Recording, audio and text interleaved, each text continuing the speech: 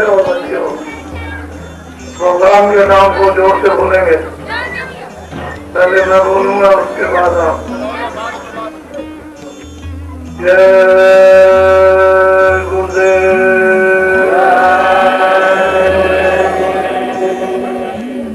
जय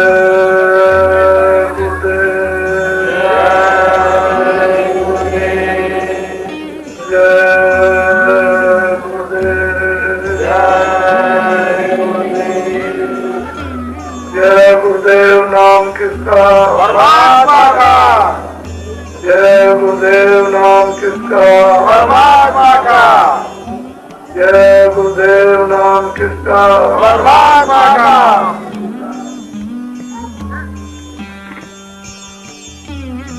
भाइयों, बच्चे और बच्चियों, हिंदुओं, मुसलमानों, सिखों, ईसाइयों,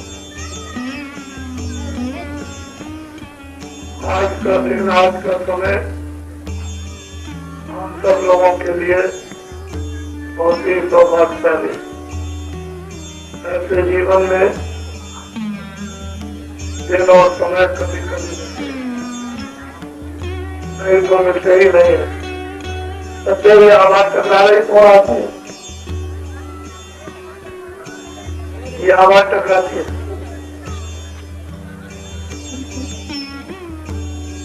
कोशिश करो, ये आवाज टकरा रही है।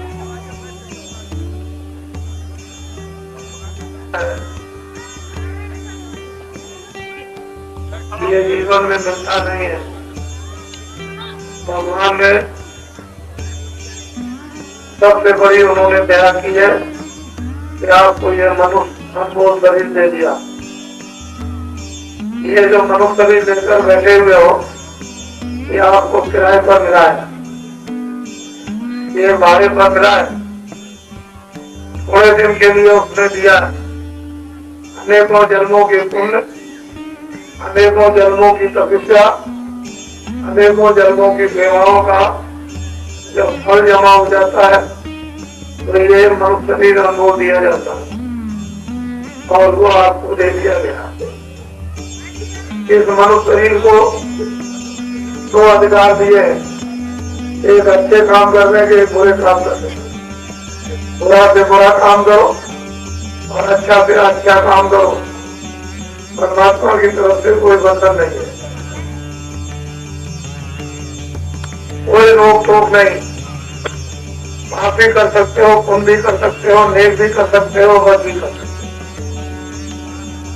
जो कुछ भी अच्छे बुरे काम करोगे, कितना झूठ बोले, कितना धोखा दिया, कितनी बेईमानी की, वादा खिलाफी की, किसके हाथ चोरी की, डकैती डाली, किस आदमी का कत्ल किया, किस जानवर को मार दिया। जो कुछ भी तुम बुरे काम करोगे वो सब उसके बाद लिखे जा रहे हैं। किसको आपने पानी पिलाया, किसका आपने आदर किया, किसको आपने न्याय दिया, किसने आपने पूजा की, किसको आपने खाना खिला दिया। जो भी अच्छे काम करोगे वो भी लिखे। ये दोनों काम आपके अच्छे और बुरे लिखे जा रहे। जो लिखने वाला की आंखें कभी बंद नहीं होती, और आंख खोल करके देखता रहता है, लिखता रहता है और आपसे कुछ नहीं बोलेगा। हम ये जो कुछ भी देखते हैं अपनी दोनों आंखों से, कोई भी चीज बाहर की आप देखते हो, यह है क्या? ये माया की छाया है, इसमें माया नहीं है। ये सब जो कुछ दिखाई देता है दोनों आंखों से, ये सब माया की छाया। इसका नाम क्या है? जड़। ये मूर्ति नहीं है, ये जड़ है। और ये क्या है? ये भी माया की छाया, ये भी छाया। इसका नाम क्या है? जड़ और चेतन। ये शरीर तो आपका जड़ है, लेकिन जीवात्मा जो चेतन है इसके अंदर बंद है। उसी चेतनता के कारण चलता फिरता, बोलता, सुनता, देखता। तो ये भी जड़ है, लेकिन ये जड़ और चेतन और ये छाया जड़ है। अब हम लोग क्या कहते हैं कि मेरी है, ये मेरी है। ये छाया मेरी है, ये मेरी है। ये बड़ा पहाड़ दिखाई देता है, कहते हो मेरी, मेरा है। तो इसमें क्या हो जाएगा? काम, क्रोध, लोभ, मोह, अहंकार।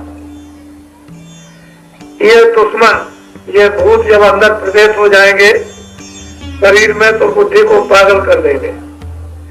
बुद्धि का ज्ञान खत्म, बुद्धि का विवेक खत्म।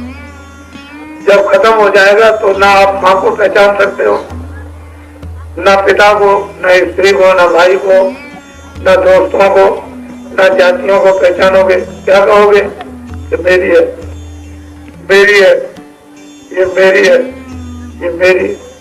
तो इसी में आपका सारा समय खत्म हो जाएगा।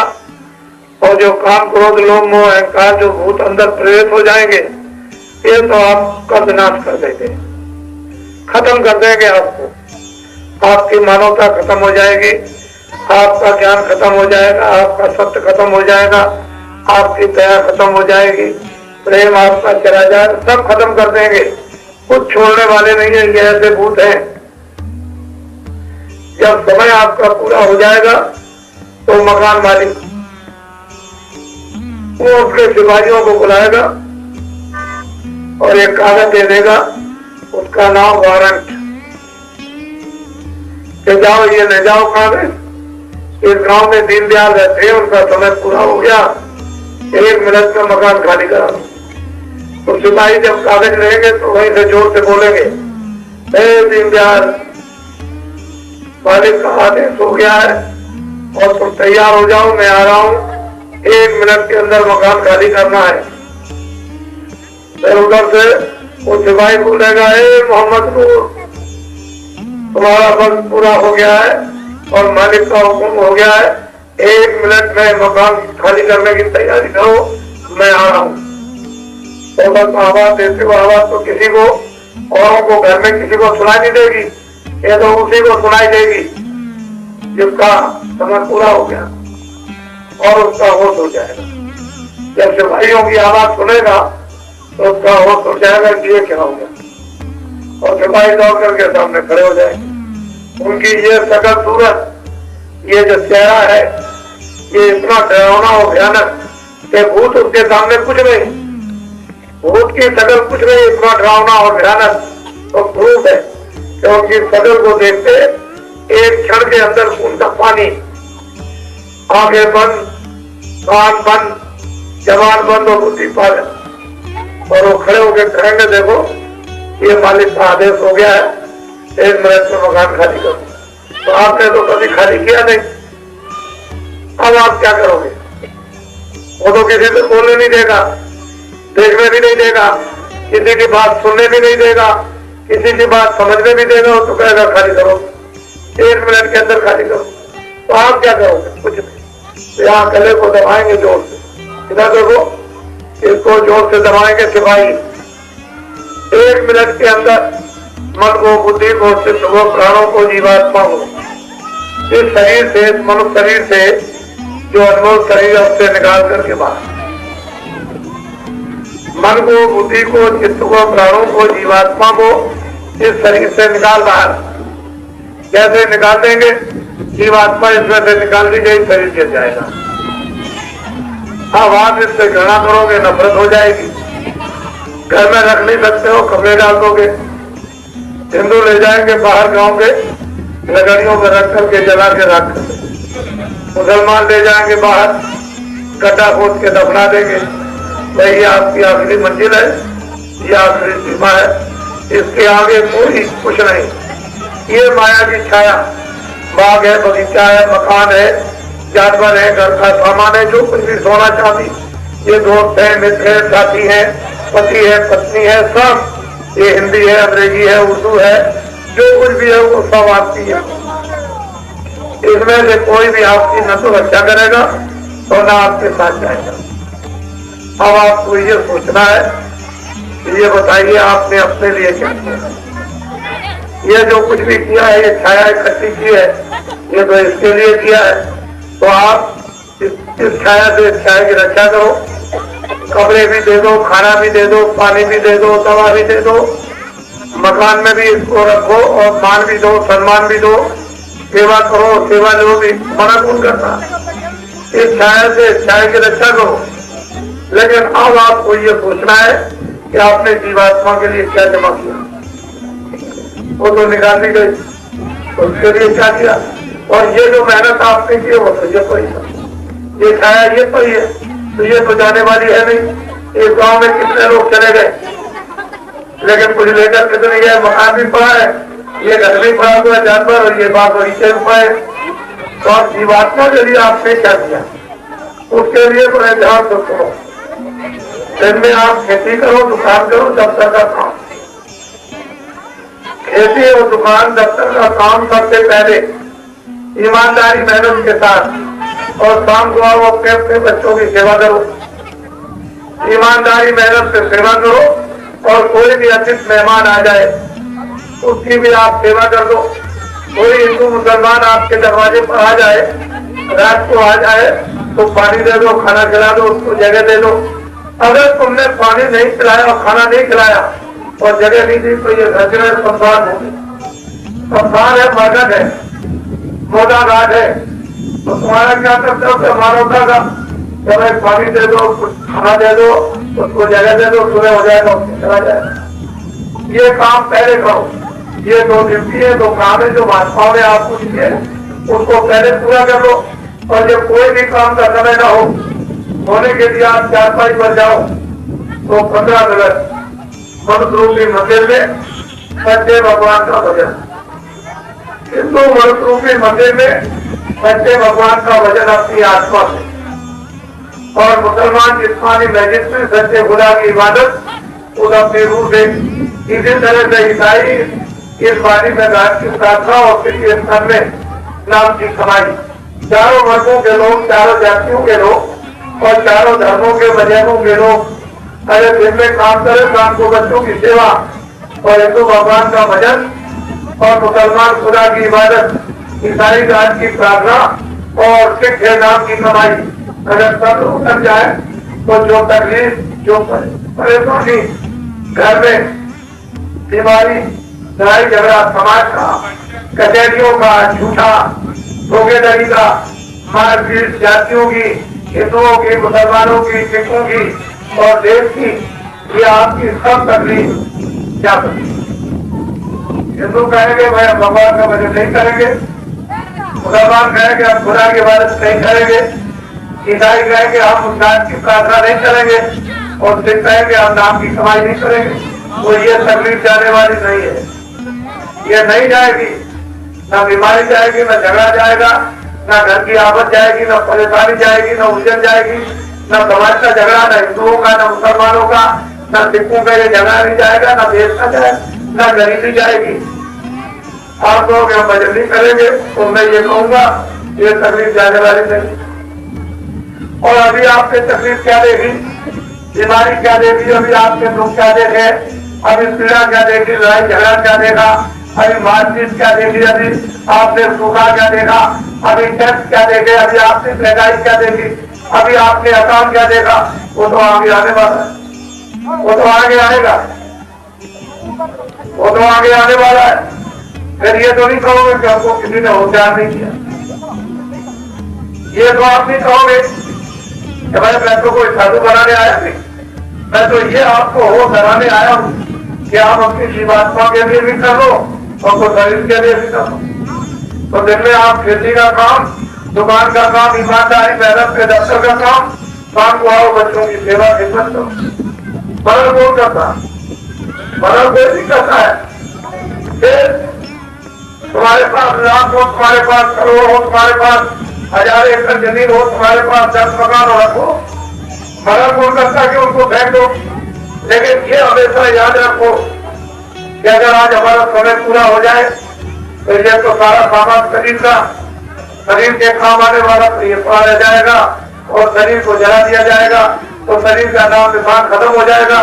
तो जीवात्मा के लिए भी कुछ करो, 2 मिनट, 4 मिनट, 10 मिनट, 15 मिनट, जिस तरह से शरीर से मेहनत करते हो, शरीर की रक्षा के सामान इकट्ठे करते हो, तो 23 घंटे करो और 1 घंटा बचा करके 24 घंटे में 1 घंटा 10 मिनट 5 मिनट सुबह शाम दोपहर में सब मिलाकर 24 घंटे में 1 घंटा आप भगवान के भजन में ले दो तो आत्मा का धन जमा हो जाए। जब ज्यादा लगोगे तो जन्म की क्रिया कर्म की क्रिया 84 के चक्कर से नरकों की आत्माओं से तुम्हारी बचत हो जाएगी और जीवात्मा का धन जमा नहीं करोगे तो कौन अच्छा करेगा। यह सामान तो कुछ करने वाला है नहीं, तो आगे बड़ी तकलीफ आने वाली है। उससे तुम लोग होशियार हो जाओ और बाबा जी आपको बिल्कुल सावधान करते हैं। अब हमारी दूसरी प्रार्थना यह है कि आप तुम लोगों से जब तुमको अधिकार दे दिया अच्छे बुरे काम करने का, पाप का पुण्य का, देश का और वंश का पूरा पूरा अधिकार और आजादी दे दी, ये धर्म निर्धार विस्तृत रखा और जो जब करे तो सत्ता का तुम जैसा करोगे वैसा फल मिलेगा, अच्छे का अच्छा और बुरे का बुरा। तो हमारी विनती और प्रार्थना यह है कि जितना आपको अधिकार है उतना हमको भी है। आपने उसका दुरुपयोग किया, आपने उसका उपयोग कर लिया, आपका इतना ही उसको यह कर रही है। तो हम आपसे ये प्रार्थना करेंगे हिंदू मुसलमान किस कोई भी हो कि आप लोग सब सहकारी हो जाओ, सबके सब सहकारी हो जाओ। कोई भी है कितने भी अनाज है दिन में 100 बार खाओ, सब्जी दिन में 100 बार खाओ, केले सूखे फल दिन में 100 बार खाओ। हजम कर सकते हो तो 100 गिलास दूध के रोज पियो और हजम कर सकते हो तो 1 किलो घी रोजा खाओ और सहन कर सकते हो तो शरीर के ऊपर एक के ऊपर 100 कपड़े पहनो और अच्छे से अच्छे मकान में रहो। आपको मना कौन करता है? मना कौन करता है? शाकाहारी हो जाओ, शाकाहारी बन जाओ। दूसरी प्रार्थना यह है कि जो भी कोई छोटा बड़ा अनपढ़ पढ़ा लिखा अमीर गरीब जितने लोग यहाँ बैठे और खड़े हैं उनसे विनती और प्रार्थना यह है कि शराब मत पिए, शराब मत पियो। जो कोई भी शराब पिएगा उसका घर बर्बाद, उसके बच्चे बर्बाद, उसकी स्त्री बर्बाद, उसका धन बर्बाद, उसका धर्म बर्बाद, उसका नाम बर्बाद, उसकी जाति बर्बाद, उसका लोग बर्बाद, उसका परलोक बर्बाद, उसकी आत्मा बर्बाद। जो कोई भी शराब पिएगा बच्चों को मारेगा, स्त्री को मारेगा, माँ बाप को मारेगा, भाई बहन को मारेगा, पड़ोसी को मारेगा, गाली देगा, झूठ भी बोलेगा, धोखा भी देगा, वादा खिलाफी भी करेगा और चोरी भी करेगा और डकैती भी डालेगा और कत्ल भी करेगा। हमने बड़े बड़े लोगों को जो राजे और जमींदार जागीरदार उनको बिगड़ते हुए देखा है। आप कितने दिन चलोगे? उनके पास तो साधन थे तो बर्बाद हो गए और आपके पास साधन भी नहीं। एक माया का समाचार जोर से लग जाए तो अभी जमीन पकड़ोगे और चिल्ला पड़ोगे तो तुम नहीं जानते हो कि पाप का फल क्या मिलता है, बुराई का क्या इंजाम होता। आपको तो मालूम नहीं। मार देगी एक जोर से जमाना, उसी में साफ हो जाओगे तो दांत निकल जाएंगे बाहर और कोई कुछ नहीं करता। इसलिए मर्द बनो, आदमी बन जाओ, मानव धर्म पर आ जाओ। और मानव धर्म की सच्चा ये है कि सत्य बोलो और दया भी करो, सत्य बोलो और दया भी करो, ईमानदार और मेहनत भी रहो, खेती दुकान दफ्तर का काम भी करो, घर में बच्चों की सेवा आए गए तो संस्कार भी करो। यह है हमारा मानव धर्म। और भगवान का भजन करोगे मनुष्य रूपी मंदिर में, ये हमारा अध्यात्मवाद है। अगर इसको कर लोगे तो आत्मा का कल्याण हो जाएगा, वैकुंठ मिलेगा, स्वर्ग मिलेगा, मुक्ति मिलेगी, मोक्ष मिल जाएगी, जन्म मरण से छुटकारा पा जाओगे, 84 के कारागारों से छूट जाओगे और नरकों की आत्माओं से बचत हो जाएगी। और भजन नहीं करोगे तो इसमें से निकाल के कुत्ते में और कुत्ते से निकाल के बिल्ली से निकाल के सुअर में और सुअर से निकाल के गधे में और गधे से निकाल के सांप में और सांप से निकाल के ऊंट में और ऊंट से निकाल के और किसी में तो बराबर बंद करता रहेगा और तुम्हें बेरों से खिलाते तुमको तो पता नहीं। तो मनुष्य अनमोल शरीर ये सबसे महान है, सबसे ऊंचा है। ये शरीर ऐसे नहीं मिलता। आप समझते हो खिलवाड़ से मिल जाएगा और हम पाप करेंगे तो हमको फिर मिल जाएगा। 4 खाने 14 चिरंजियों में कहना पड़ेगा और नरकों में 1-1 करोड़ बरस तक नौहार में जब जलाए जाओगे तो वहां कोई भी बचाने वाला नहीं, कोई नहीं सुनेगा। वहां से भगवान चलाते रहते हैं और चलाते रहते हैं, वहां कोई नहीं सुनता। तुम यार रिश्तेदार बने हो, घर के बने हो, तुम माँ बाप बने हो, तुम बच्चे बने हो, तुम ये बन गए, तुम वो बन गए, वहां कोई। अरे तुम अपनी जीवात्मा के जगाने के लिए, कल्याण के लिए तुम आए, ये भी नहीं समझते हो कि मैं अपनी जीवात्मा के लिए कुछ करूं, तो तुम मनुष्य के साथ के ऐसा तो भोग भोगते हैं, पशु ज्यादा भोगा करते हैं, वो भी संयम से रहते हैं। लेकिन मनुष्य जिसको बुद्धि दी गई है वो भविष्य और वर्तमान को सोचने के लिए वो जानवरों से ज्यादा गिर गया। जानवर में कितनी दुर्बी बुद्धि है और मनुष्य में कोई बुद्धि नहीं। मनुष्य को अधिकार दिया है और जानवर भोग रहा, और मनुष्य को कर्म करने का अधिकार दिया तो ये कर्म नहीं करता है, ये पाप कर्म कर रहा हो गड्ढे में जा, वो भोग को भोग करके ऊपर आ जाएगा और तुम नीचे गड्ढे में चले जाओ। तो ऐसे मनुष्य शरीर को पाकर मनुष्य शरीर को बर्बाद मत करो, जीवात्मा के लिए कुछ जमा कर लो, जब जाते वक्त में जीवात्मा की रक्षा हो जाए। नहीं तो ऐसे कितने लोग चले गए लौट करके सतयुग त्रेता द्वापर और कलयुग में ये मौका मिलने वाला नहीं है। चाहे कितने भी कलयुग और सतयुग और त्रेता द्वापर भी जाए, ये मनुष्य शरीर नहीं बनता। फिर यही जीवात्माएं जीव जंतुओं में तमाम चली जाती है 4 खाने 84 लक्ष्य योनियों में, फिर वहाँ अपने अपने किए हुए अपने दुख कर्म का फल पाती है, रोटी चलाती है और वहाँ कोई भी नहीं सुनता। आज तुम ऐसी ऊंची मंजिल पर बैठे हो कि अपनी जीवात्मा को जगा लो तो अंधकार चला जाए, तुमको शक्ति मिल जाए, तुमको ज्ञान मिल जाए, तुमको आनंद मिल जाए, तुम छुटकारा पा जाओ जन्म मरण की पीड़ा से हमेशा के लिए और निवृत्त और निर्वसन हो जाओ। लेकिन वो किसी महात्मा को करना होगा, कोई महात्मा जानकार, कोई महात्मा पहुंचा हुआ, कोई महात्मा ज्ञानी, कोई महात्मा तत्वदर्शी, कोई महात्मा भगवान को जिसने प्राप्त कर लिया तो कोई अगर महात्मा मिल जाए तो होगा। ऐसे कैसे हो जाए?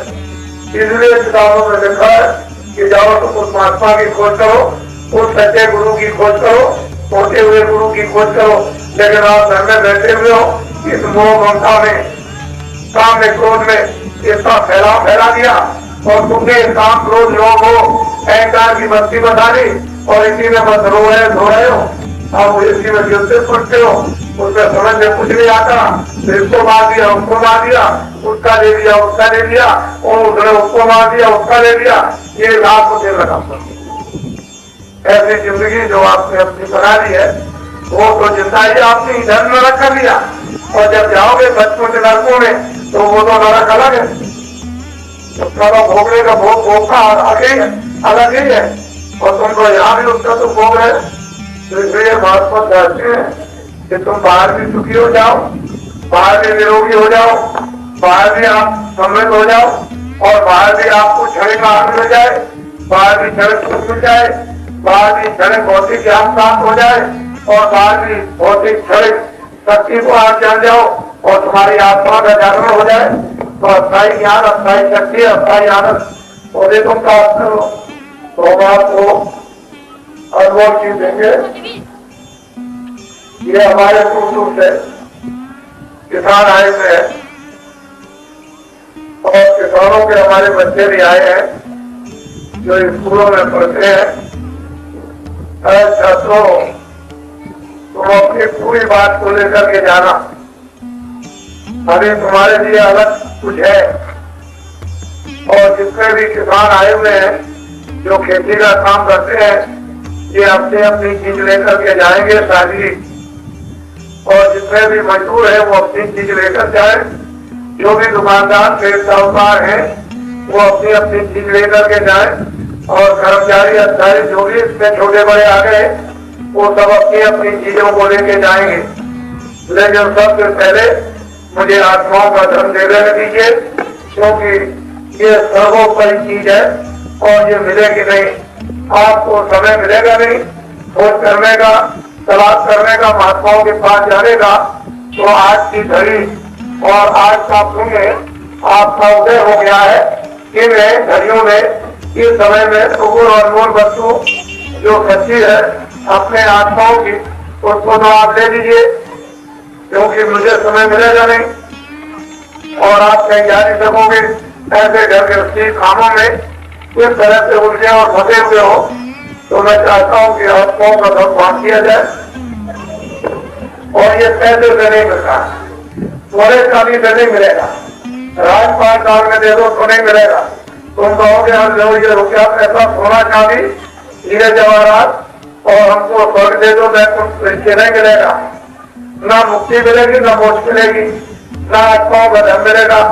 वो तो कब मिलेगा जब भगवान, जब परमात्मा उन महान आत्माओं पर जिन्होंने मनुष्य शरीर में अपनी जीवात्मा को जगा दिया, दिव्यनेत्र ज्ञान चक्षु शिवनेत्र प्राप्त कर लिया, जो भगवान का साक्षात्कार करते हैं, जो दीदार खुदा का करते हैं, उन पर जब दया होती है, जब कृपा और मेहरबानी होती है कि अंधकारमयी आत्माओं के ऊपर में आत्माओं के धन की वर्षा कर दो, तब ये वर्षा खैरात में मुफ्त में होती है।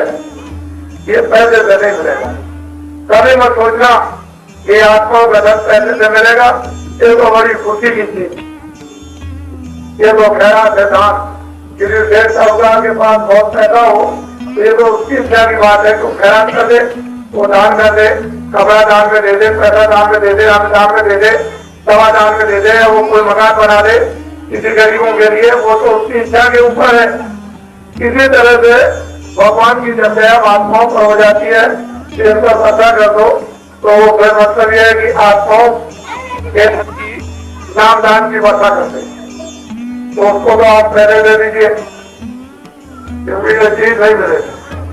और आप मेरे पीछे कब तक भागोगे, मैं तो आपके मैदान में अचानक में आ गया। और ये देखो, ये जो काफिला जा रहा है, इसको तो आप गिन नहीं सकते हो। ये मेरे साथ में कितने आदमी है, ये काफिला 80 देवों का 14 प्राण 8000 किलोमीटर की यात्रा, ये बराबर चल रहा है। ये मथुरा से 26/12/86 को ये चला है और आपके यही अयोध्या में 27-28 दिसंबर को 86 में आया था। और 2 मेले लगते हैं अयोध्या में, और दोनों मेले उस भीड़ के सामने पीछे हो गए। इसलिए अयोध्या में भीड़, और जितने आदमियों को लाया हूँ इसके 5 गुने आदमी को हमने वापिस कर दिए अयोध्या से कि भाई तुम लोग लौट जाओ, नहीं तो सब रास्ते बंद हो जाएंगे, थोड़े आदमी चलो। तो ये लोग थोड़े आदमी आए जिससे कि कोई व्यवस्था किसी भी प्रदेश की बिगड़े नहीं। और ये आज कौन सा प्रांत है? 13वां। ये आपका बिहार 13वां प्रांत है। अब ये 13वां प्रांत है और उत्तर प्रदेश में जब ये प्रवेश करेगा तो 14 प्रांत हो जाएंगे। आप ये समझ लो कि रोज की यात्रा 100 किलोमीटर 100 किलोमीटर की रोज की यात्रा है। और ये साइकिलों से कितने लोग चल रहे स्कूल के नहीं करते हो। ये छोटा काम नहीं है, सबसे बड़ा काम। ऐसा कोई भी 39 सालों में कोई भी धार्मिक संगठन या राजनीतिक संगठन कोई भी ऐसा काम नहीं कर सका। ये जितने भी गोरा पहरे हैं, टाट और झूठ, जिनको रिद्धियां सिद्धियां और शक्तियां बांट रखी है 80 दिन के लिए, आप लोगों को इससे बहुत कुछ लाभ होगा। बीमारी में, परेशानी में, तकलीफ में, उलझन में, और सड़क पर बैठ करके बराबर जब से ये काफिला चलेगा और जब तक ये खत्म ना हो, आप दर्शन इनको दोगे और दर्शन करोगे तो एक दो आपकी मनोकामना पूरी हो जाएगी जो आपकी वाजिब है। ये मनोकामना पूरी नहीं होगी कि किसी के घर में सामान रखा हुआ है और आप ये कहने लगो कि मेरी मनोकामना पूरी हो जाए, मैं उसका सब सामान उठा जाऊं, चोरी कर जाऊं, ये मनोकामना पूरी नहीं होगी। लेकिन मनोकामना वैसे जो वाजिब है, जो जायज है, वो मनोकामना आपकी पूरी हो जाएगी। लेकिन जब पूरे काफिले का दर्शन करोगे और दर्शन दोगे तब, और तब आपकी तकलीफों में तो बहुत कुछ आराम होगा। उसको हम जानते हैं, ये तो संघर्ष है इस चीज का। आपको ये मालूम नहीं है कि क्या चीज है। आप जो भगवान का जो भेद है बड़ा साधारण, बड़ा सीधा, ऊंचा, जिसको 12 वर्ष के बच्चे और बच्ची और जवान और सभी स्त्री पुरुष कर सकते हैं, इतना सरल, इतना सीधा, इतना आसान। चाहे देख के करो, चाहे बैठ के करो, कोई तकलीफ किसी तरह की नहीं। 2 मिनट करो, 10 मिनट करो, 15 मिनट करो, जितनी देर को मेहनत करो उसकी मजदूरी आप तुरंत ले लो। तो ये आत्माओं का सोचा ये नाम धन है, जिनको कहते हैं नाम दान। ये मिलेगा मिलेगा नहीं आपको, ये गोपनीय भेद है, ये गोपनीय राज है, इसको मैं आपको बता देता हूँ। आप इसको लेकर के अपने अपने घरों में 2 मिनट 10 मिनट 15 मिनट बैठ के 4 में जिस तरह भी हो वैसे मन रूपी मंदिर में करना, तो इसके अंदर खजाना भरा हुआ है, वो मतलब भंडार। तो आत्माओं के धन की जागृति हो जाएगी, तब आपको पता चलेगा कि इसमें कितना बड़ा भंडार है। तो थोड़ा चांदी उसके सामने कुछ है, वो मैं आपको बताता हूँ। भगवान की आपको जरूरत नहीं है, जो जो नाम मैं भगवान कर लूंगा आप लोग सब एक साथ एक आवाज में सबके सब बोलेंगे। जो जो नाम मैं बोलूंगा उसी नाम को सब लोग बोलते जाएंगे, लेकिन सबकी आवाज निकलेगी एक साथ, अलग अलग नहीं। जो जो नाम लूँ आप बोलते जाइए, जब मैं चुप हो जाऊंगा तो आप भी चुप हो जाना। सब लोग बोलो जय गुरुदेव। कोई भी साफ बोलने वाला कोई आपको मिलेगा नहीं। और पहले ध्यान को सुनो, मैं भजन और ध्यान पर अगर आपको बैठाता तो 2.5 घंटे लगेंगे, इसलिए भजन और ध्यान पर बैठाए नहीं। तो ये 7 और 12 जूट पहले हुए हैं, इनके उनको जिम्मेदारी दी गई है कि इनसे 5 नाम 5 रूप 5 अवतार और हर एक की आवाज लिखी हुई दे देना या लिखा देना। फिर ये कहना भी मैं बोल गया 2 मिनट में भजन बता दो कैसे करेंगे, तो ये आपको बता देंगे ऐसे तुम कान में उंगली डालो और ऐसे आप बंद करना और इस तरह से सुनना और इनसे कहना कि जरा आपको ध्यान बता दो। तो 2 मिनट में आपको ध्यान बताएंगे, वो कहेंगे ऐसे बैठ जाओ, इस तरह से तुम देखना। फिर इनसे कहना कि आपको 2 मिनट में जरा तुरंत समझा दो, तो आपको ये बता देंगे। 20-25 मिनट आपको इसके समझने में लग जाएगा। ये तुम्हारी आत्माओं का सच्चा धन है, ये सच्चा भेद है, ये गुप्तनीय गोपनीय भेद है। और जब तुम है ना 2 मिनट 4 मिनट 10 मिनट 15 मिनट करोगे दरवाजा खटखटाओगे तो बोले, और दरवाजा नहीं खटखटाओगे अपनी जीवात्मा तो बोलने वाला है। और ये मैं चाहता हूँ कि आपको बड़ी तकलीफ है, बीमारी है, परेशानी है, गरीबी है, घर के झगड़े हैं, समाज के झगड़े हैं, जातियों के झगड़े हैं, भाइयों के झगड़े हैं, कचहरियों के झगड़े हैं, तमाम झगड़े जो लगे हुए हैं वो मतलब झगड़े आप, और गरीबी के झगड़े किसानों को भी है, छात्रों को भी है और मजदूरों को भी है, फिर ठेकेदारों को भी है, कर्मचारी अधिकारियों को भी है। तो बाबा जी ने एक काफला निकाला था पहले 4 फरवरी को 12 प्रांतों के लिए 90 दिन और 10,000 किलोमीटर की यात्रा का। उसमें पूरी जानकारी प्राप्त कर ली और पूरा सर्वे कर लिया, उन तकलीफों की पूरी दवा तैयार कर ली। जब दवा तैयार कर ली तो बाबा जी आपकी तत्वों को सुनते सुनते 90 दिन तक बिल्कुल बहरे हो गए। 4 फरवरी से 4 मई तक पूरे 90 दिन होते हैं। शादी में अभी तो पूरा भी नहीं हुआ, तब तक ये दूसरा काफला निकल गया। और इसमें दवा तैयार कर ली है और सुना करके आपको खिलाई जाएगी, बिना सुनाए दवा नहीं दी जाएगी। आपको बहुत तकलीफ है, मैं अच्छी तरह से जानता हूँ। इसको ये मत समझो कि बाबा जी को समझते नहीं है और उसी की दवा लेकर के आए हुए हैं और तुमको देना चाहते हैं, जिससे तुम्हारी तकलीफ, तुम्हारी दुख, तुम्हारी बीमारी, परेशानी, लड़ाई और झगड़ा, ये वो तमाम आपस हिंदू मुसलमान सिख और ईसाइयों की, ब्राह्मणों की, क्षत्रियों की, हजारों की, वैश्यों की सब तकलीफें तुम्हारी दूर हो जाए। बाबा जी ने दवा बनाई है। अब आप मेरी तरफ बड़े ध्यान से सुनेंगे। और अंग्रेजों के समय के आदमी है, अंग्रेजों के राज को, उनके कानून को, उनकी कचहरियों को, उनके अधिकारियों को, फिर साहूकारों के, उनके किसानों को हमने होश में देखा। उस समय उनके अंग्रेजों के समय की जो शक्ति थी उसको मैंने होश में देखा। कैसे एक मजदूर को मजदूरी मिलती थी मेरे सामने और 12 घंटे मजदूर काम करता था और वो इतनी ईमानदारी मेहनत से करता था। कैसे में पूरे बाल बच्चों का पालन पोषण, पुलिस के सिपाही को 3 रुपए 8 आने मेरे सामने मासिक वेतन मिलता था। नॉर्मल स्कूल के हेड मास्टर को 7 रुपए 8 आने मिलते थे, 5 रुपए खर्च होते थे और 2 रुपए 8 आने बचाते थे। शुद्ध सोना मेरे सामने 16-12 रुपए का बहुत दिनों तक दिखता रहा। बड़े ध्यान से आप मेरी बात को सुनेंगे और जरा जरा सा आपको याद है कि 3 पैसा तोला चांदी बिकती थी, 6 पैसा तोला तो बहुत दिनों तक बिकती रही। 1 रुपए का 60 किलो चना, 60 किलो चावल और 60 किलो गुड़ बाजार में बिकता था।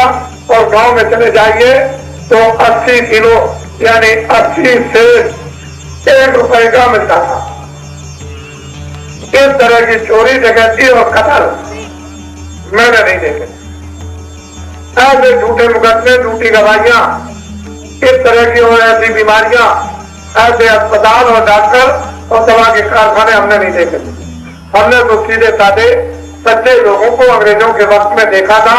गांव में कोई भी घटना हो जाए, चाहे वो हिंदू चाहे मुसलमान चाहे कोई भी हो, छोटा बड़ा अमीर गरीब, शाम को बैठ जाते थे और फौरन पकड़ में आ जाता था कि इस आदमी ने गलती की है। उससे कहा कि तुमने गलती की, उसने कहा कि मैंने गलती की। कहा कि तुम क्षमा याचना मांगो, तुम कान पकड़ो और 25 बार उठो और बैठो और सबके पैर छुओ। 8 आने तुम मस्जिद मंदिर में तुम प्रसाद जाकर के चढ़ा देना और अब ये प्रतिज्ञा करो कि हम कभी गलती नहीं करेंगे। तो वो 8 आने प्रसाद चढ़ाना, सबके पैर छूना, 20 बार उठना और बैठना और उसके बाद कहना आप गलती नहीं करेंगे। बिना पैसे के गांव गांव में न्याय मिलता था। क्षमा कीजिएगा, क्या हो गया आपको? अरे मनुष्यता खत्म कर दी, अरे मनुष्यता खत्म हो गई, सब चला गया, दया चली गई, रहम चला गया, सेवा चली गई, ईमानदारी चली गई और मेहनत चली गई। अब आपको क्या हो गया? इस पेट के लिए, अरे रोजी रोटी के लिए तुम बहन को, भाई को और पति को, पत्नी को तुम धोखा देते हो, अड़ोस पड़ोस को। इस पेट के लिए तुम्हारी प्रारब्ध में, तुम्हारी किस्मत में, तुम्हारी तकदीर में मालिक ने पहले ही सही ये लिख पढ़ करके रख दिया था एक पिटारी में, एक बच्चे में। इस बात पर तुमको मिलेगा, तुम विश्वास करना, यकीन करना, तुम्हारी प्रारब्ध और किस्मत और तकदीर बन गई और तुमको शौक पर सब सामान पानी जो कुछ भी तुमको मान और सम्मान जो तुमने किया उसके मुआफिक, उसके मुताबिक तुमको मिलता चला जाएगा और तुम आगे के लिए अच्छे काम करना, सत्य बोलना, दया करना, सेवा करना, आदर करना, सत्कार करना, मेहनत करना, खेती में, दुकान में, दफ्तर में, यथाशक्ति पानी पिलाना, खाना खिलाना, किसी गाय गए का सेवा सत्कार कर देना। ऐसा सत्कार के माने ये नहीं है कि तुम अपना घर दे दो, तुम्हारे पास कुछ नहीं तो बाल बच्चों को उठा के दे दो, ये नहीं, तुम अपने रोटी में से एक टुकड़ा रोटी दे दो, घर में 1 गिलास पानी पिला दो। कोई अगर आ गया है तुम घर में मत ठहराओ, बाहर ठहरा दो, पेड़ के नीचे ठहरा दो, तो तुम उसके बेचारे की सेवा कर देना। ठहरा नहीं तो उसको रास्ता बता दो। तो कुछ तुम है अच्छे कर्म बना करके तुम अच्छे काम करो जिससे कि आगे ये तो तुम भोग लो और आगे तुम्हारी फिर किस्मत और तकदीर और प्रारब्ध फिर तुम्हारी बन जाए और फिर तुम अच्छा भोग भोगो। तो क्या तब करोगे तो राज मिलेगा और राज करोगे तो नरक मिलेगा और तब करोगे राज मिलेगा, राज को त्यागोगे तो भगवान मिलेगा, तो भगवान मिलेगा, भगवान मिल जाएगा। अरे तब करोगे तो सबको समान अधिकार, गरीब अमीर को समान अधिकार, किसी भी जाति कोई भी जाति हो समान अधिकार तब करने का उसको दिया गया। अगर तब करो तो राज मिल जाएगा, तुम धनी मानी, तुमको नाम तुम्हारा हो जाएगा, जब हो जाएगा। और अगर राजगद्दी को त्याग दो तो भगवान मिल जाएगा, तो सर्वदा के लिए मुक्त हो जाओगे। लेकिन वो तो बात आपने खत्म कर दी। तो बाबा जी की बात को बड़े ध्यान से सुनो। हमने क्या सुना है, ये 6 पैसे मजदूरी पाते थे, 12 घंटे काम करते थे। तो ये महात्माओं ने उनमें एक आवाज डाली, अरे भाई तुम काम करते हो 12 घंटे और 6 पैसे मजदूरी पाते हो, तो ये राज किसका है? अंग्रेजों का। अरे तुम इतने दिन से गुलामी रहोगे, गुलामी बने रहोगे, अरे गुलाम बने रहोगे तुम। पहले तो ये समझो कि हम गुलाम हैं, हम गुलाम हैं। तो महात्माओं ने आवाज डाली, चाहे मजदूरी पाने वाले जो 6 पैसे मजदूरी पाते हो 12 घंटे, तुम गुलाम हो, तुम गुलाम। तब उसको होश हुआ, तो उसने क्या कहा 6 पैसे वाले मजदूर ने, कहते सचमुच हम गुलाम है, हम गुलाम है, हम गुलाम है, हम गुलाम है, हम गुलाम है, हम गुलाम है। तो पहले तो आवाज तैयार हुई, हम गुलाम हैं, ये तो होना चाहिए कि हम गुलाम हैं, हम गुलाम हैं, हम गुलाम हैं, हम गुलाम हैं, हम गुलाम हैं। तो 1 में 2 में 2 से 4 में और 4 से 8 में और 100 से 200 में और 200 से 500 में और 500 1000 में 1000 से 2000 में जब ये आवाज फैली कहते भाई सबको जब गुलाम कहते मजदूरी पाते हैं, 12 घंटे काम करते हैं, हम गुलाम हैं, हम गुलाम हैं, हम गुलाम हैं। तो फिर महात्माओं ने बताया अरे भाई तुम्हारा देश गुलाम और तुम भी गुलाम, तो तुम आजाद हो जाओ, तुम्हारा देश भी आजाद हो जाए। तो ये तो उन्होंने पहले हंसी की थी कि हम गुलाम, हम गुलाम, हम गुलाम, हम गुलाम, हम गुलाम, हम गुलाम, हमारा देश गुलाम, हमारा देश गुलाम। ये पहले हंसी हुई थी, ये हंसी में शब्द निकले। तो धीरे धीरे शब्द हंसी हंसी चेतना आ गई, जब जागृति आ गई कि सचमुच गुलाम है, सचमुच हमारा देश गुलाम, धर्म का देश है हमारा, रामायण गीता और तीर्थों का देश और महात्माओं का देश है, भजन पूजन का देश है, कर्म भूमि है। तो सचमुच हम गुलाम है, हम गुलाम है, हम गुलाम भी आजाद हो, हमारा देश भी आजाद हो। तो धीरे धीरे आवाज बनी और हम आजादी चाहते हैं, हमारा देश स्वतंत्र हो जाए, हम भी आजाद हो जाए, देश स्वतंत्र हो जाए, आजाद हो जाए, देश स्वतंत्र हो जाए, अपनी गुलामी से छूट जाए। तो धीरे धीरे ये आवाज बनी, बनते बनते बनते बनते तो ये छोटे छोटे अनपढ़ लोग जो ईश्वर में भगवान में आस्था विश्वास रखते थे, महात्मा के पास आते और जाते थे, उनको ये प्रेरणा उनसे मिली। फिर ये हुआ थोड़े दिनों के बाद एक बात आई कि अगर सचमुच तुम गुलामी से मुक्त होना चाहते हो और देश को आजाद कराना चाहते हो तो घरों में चरखा रखो और मोटा मोटा सूट काटो, मोटे सूट का कपड़ा बुनवाओ। जो कपड़ा मोटे सूट का बुन जाए उसको सारे के सारे धर्म देशवासी, कर्म क्षेत्र भूमि के देशवासी सबके घरों में मोटा कपड़ा पहने, तो ये सारा का सारा देश आजाद हो जाए और तुम सबके सब गुलामी के बंधन से छूट जाओ।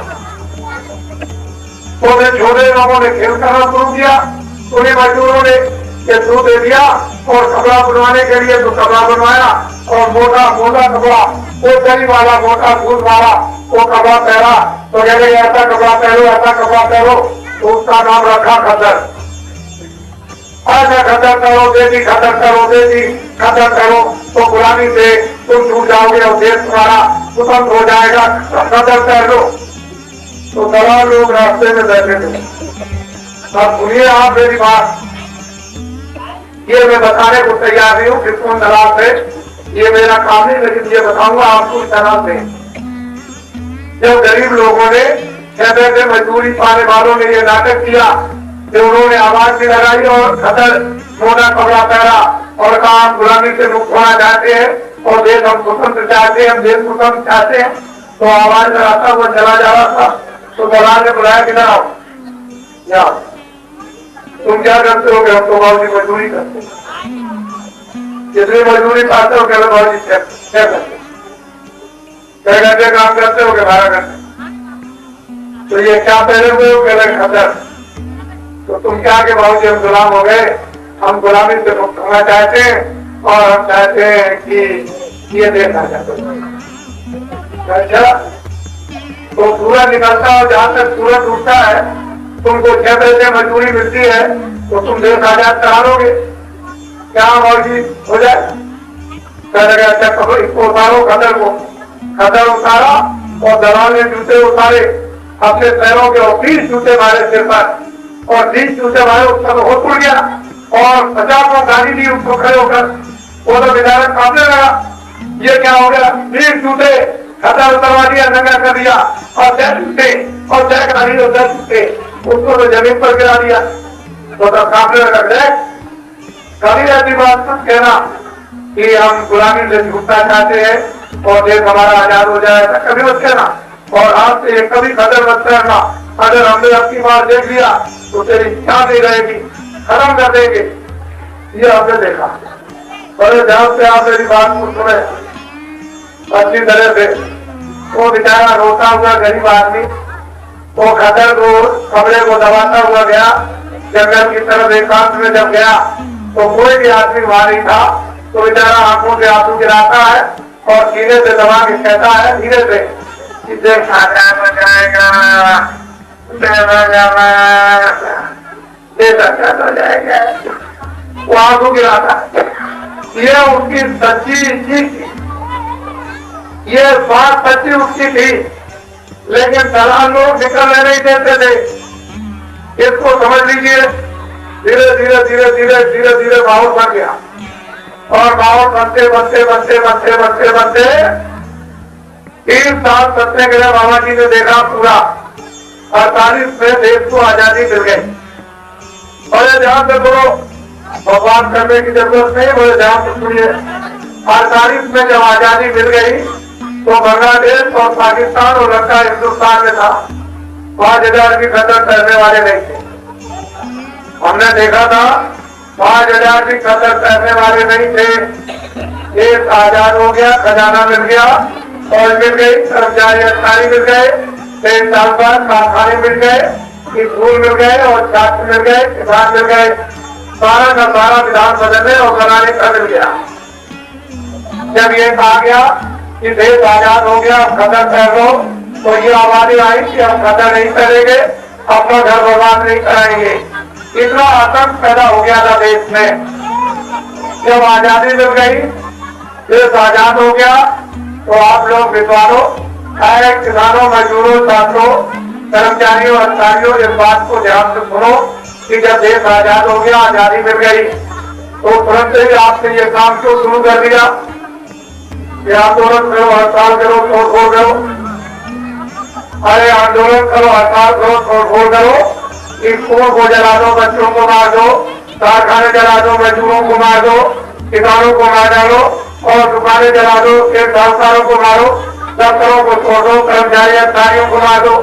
ऐसी आवाज बनाने की आपको क्या जरूरत और क्या आवश्यकता पड़ गई? क्या आप पागल हो गए? क्या आपकी बुद्धि पर भूत सवार हो गया? आपको दिल्ली आपको मिल गई, आपको पटना मिल गया, आपको मुंबई मिल गई, आपको कलकत्ता मिल गया, सारा खजाना, सारी फौज मिल गई, कायदा और कानून सबका मिल गया, बनाने और बदलने का मिल गया, तो आपने ये काम क्यों शुरू किया? अरे ये किसके लिए शुरू किया? आप क्या चाहते हो? देशवासियों, अब क्या चाहते हो? आपको ये बताना ही पड़ेगा कि आप क्या चाहते हो। अरे आपको तो ये करना चाहिए था कि जब आजादी मिल गई, देश मिल गया, खजाना मिल गया, सब कुछ मिल गया, तो आपको ये बताना था स्कूलों में कि देश हमारा है, स्कूल हमारे हैं, बच्चे हमारे हैं, खेती हमारी, किसान हमारे, कारखाने हमारे, मजदूर हमारे, ये जितनी भी दुकानें और जितने भी देश काम मेरे, ये दफ्तर मेरे हैं और ये कर्मचारी अधिकारी मेरे हैं, ये फौज मेरी है, ये खजाना मेरा है, ये भक्ति भरना था, ये सदा बनानी थी, ये हादसा जाना था, बोध कराना था, ये ज्ञान कराना था और आपको सेवा करानी थी। ये सब कुछ आपको गुण भरने चाहिए थे। अगर आप इसमें लग जाते, आए देशवासियों, आए नेताओं, लीडरों, अगर आप इसमें लग जाते तो ये सारे देश की जो वस्तुओं का विनाश हो गया, जो वस्तुएं नाश कर दी गई, जो स्कूल जला दिए गए, बच्चों को मार दिया, किसानों को मार दिया, मजदूरों को मार दिया, साहूकारों को, कर्मचारी अधिकारियों को मार दिया, इन छात्रों को मार डाला आपने। ये इतना बड़ा जन था, नुकसान आपने किया और माल का नुकसान किया। ये नुकसान 2 वर्षों में पूरा नहीं होगा। अरे देशवासियों, 2 वर्षों में भी ये नुकसान पूरा नहीं होगा। ये मैं आपको लिख करके देता हूँ, इसको समझ लो, बड़े ध्यान से मेरी बात को सुने। जब देश आजाद हुआ था तो थोड़ी दिनों के बाद एक आवाज आई कि हिंदुस्तान की आबादी 40 करोड़ की है और हम लोगों को भोजन, कपड़े और काम नहीं दे सकते। और ये आवाज उठी, जब ये आवाज उठी कि भोजन, कपड़े नहीं दे सकते हैं, तो हमारा देश को बांटना होगा है। इसमें पहाड़ है, पर्वत है, जंगल है, कचराव है, ऋषि मुनि है, साधु है, संत है, योगी है, फकीर है, तो आप उनका भी कुछ ना कुछ दायित्व होता है। तो आपने अपने ऊपर सब जिम्मेदारी क्यों ले ली? तो आपको जरा ये पूछना चाहिए था कि हिंदुस्तान की आबादी 40 करोड़ की है, हम इनको भोजन, कपड़े और काम नहीं दे सकते हैं। अगर कोई जानता हो भोजन, कपड़ा और काम दिलाना तो वो हमको बता दे। अगर तो आपने तो ये किसी से पूछा नहीं, अगर हमसे पूछते तो हम आपको बता देते, लेकिन आपने तो ये पूछा नहीं। तो आपने क्या काम किया? ये समझ लिया कि हम खुदा है, भगवान है और हमको जो आजादी मिल गई, अब हम सर्वोपरि हम सब कुछ कर सकते हैं। 700 बरस मुसलमानों के राज में, 200 साल अंग्रेजों के राज में, किस तरह की योजना रामायण, गीता, भागवत से नहीं, न कुरान में, न बाइबल में, कहीं भी ऐसी योजना नहीं, ये न मालूम कहां से ढूंढ करके योजना ले आए और उसका नाम क्या रखा, नसबंदी गिरफ्तार, नसबंदी गिरफ्तार।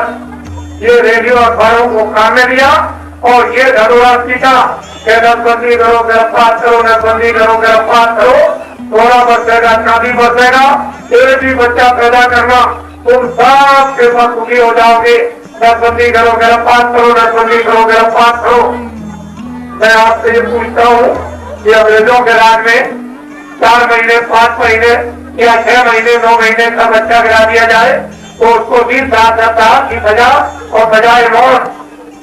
ये नसबंदी करो गिरफ्तार करो, नसबंदी करो गिरफ्तार करो, तो 40 करोड़ से 45 करोड़ हो गए।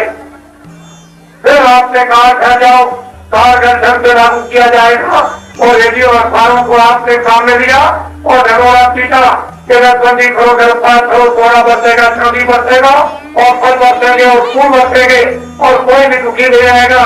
एक बच्चे से ज्यादा नहीं, और अगर ज्यादा करना तो 2 ही बच्चे पैदा करना, तुम्हारा सारा परिवार सुखी और समृद्ध हो जाएगा। और जल्दी करो नसबंदी करो गिरफ्तार करो, नसबंदी करो गिरफ्तार करो, तो 45 से 55 करोड़ हो गए। फिर लोगों ने कहा कि घर जाओ, 100 रुपए बांटे जाएंगे और रेडियो अखबारों को काम में लिया कि 100 रुपए मिलेंगे जो नसबंदी गिरफ्तार करेगा। और फिर धनवा सीधा नसबंदी करो गिरफ्तार करो, 100 रुपए में गए, नसबंदी करो गिरफ्तार करो, थोड़ा बचेगा चांदी बचेगा, फल फूल बचेंगे और अनाज जो है वो बचेगा और गरीबी दूर हो जाएगी। कोई एक भी आदमी गरीब नहीं रहेगा और कोई बच्चे पैदा करना और जल्दी करो नसबंदी करो गिरफ्तार करो, तो 7 करोड़ हो गए। तब तक इमरजेंसी लगे वो आपको भी मालूम है, मेरी बात को छोड़ दीजिए, आपको भी सबको पता। तो जब इमरजेंसी लग गई तो अध्यादेश जारी हो गया, कर्मचारी अधिकारी 1.5 साल और किसान और छात्रों मजदूरों के लिए कोई भी कर्मचारी अधिकारी 1.5 साल और किसान और छात्र मजदूर बाजार में, ट्रेन में, बस में और कोई भी खेतों में कहीं भी मिल जाए, सफरों में उसको करो और पढ़ो और नसबंदी करो गिरफ्तार करो, नसबंदी करो गिरफ्तार करो, तो 80 करोड़ हो गए। कितने करोड़ हो गए? जोर से बोलो। 80 करोड़। कितने करोड़ हो गए? कितने करोड़ हो गए? कितने करोड़ हो गए? आज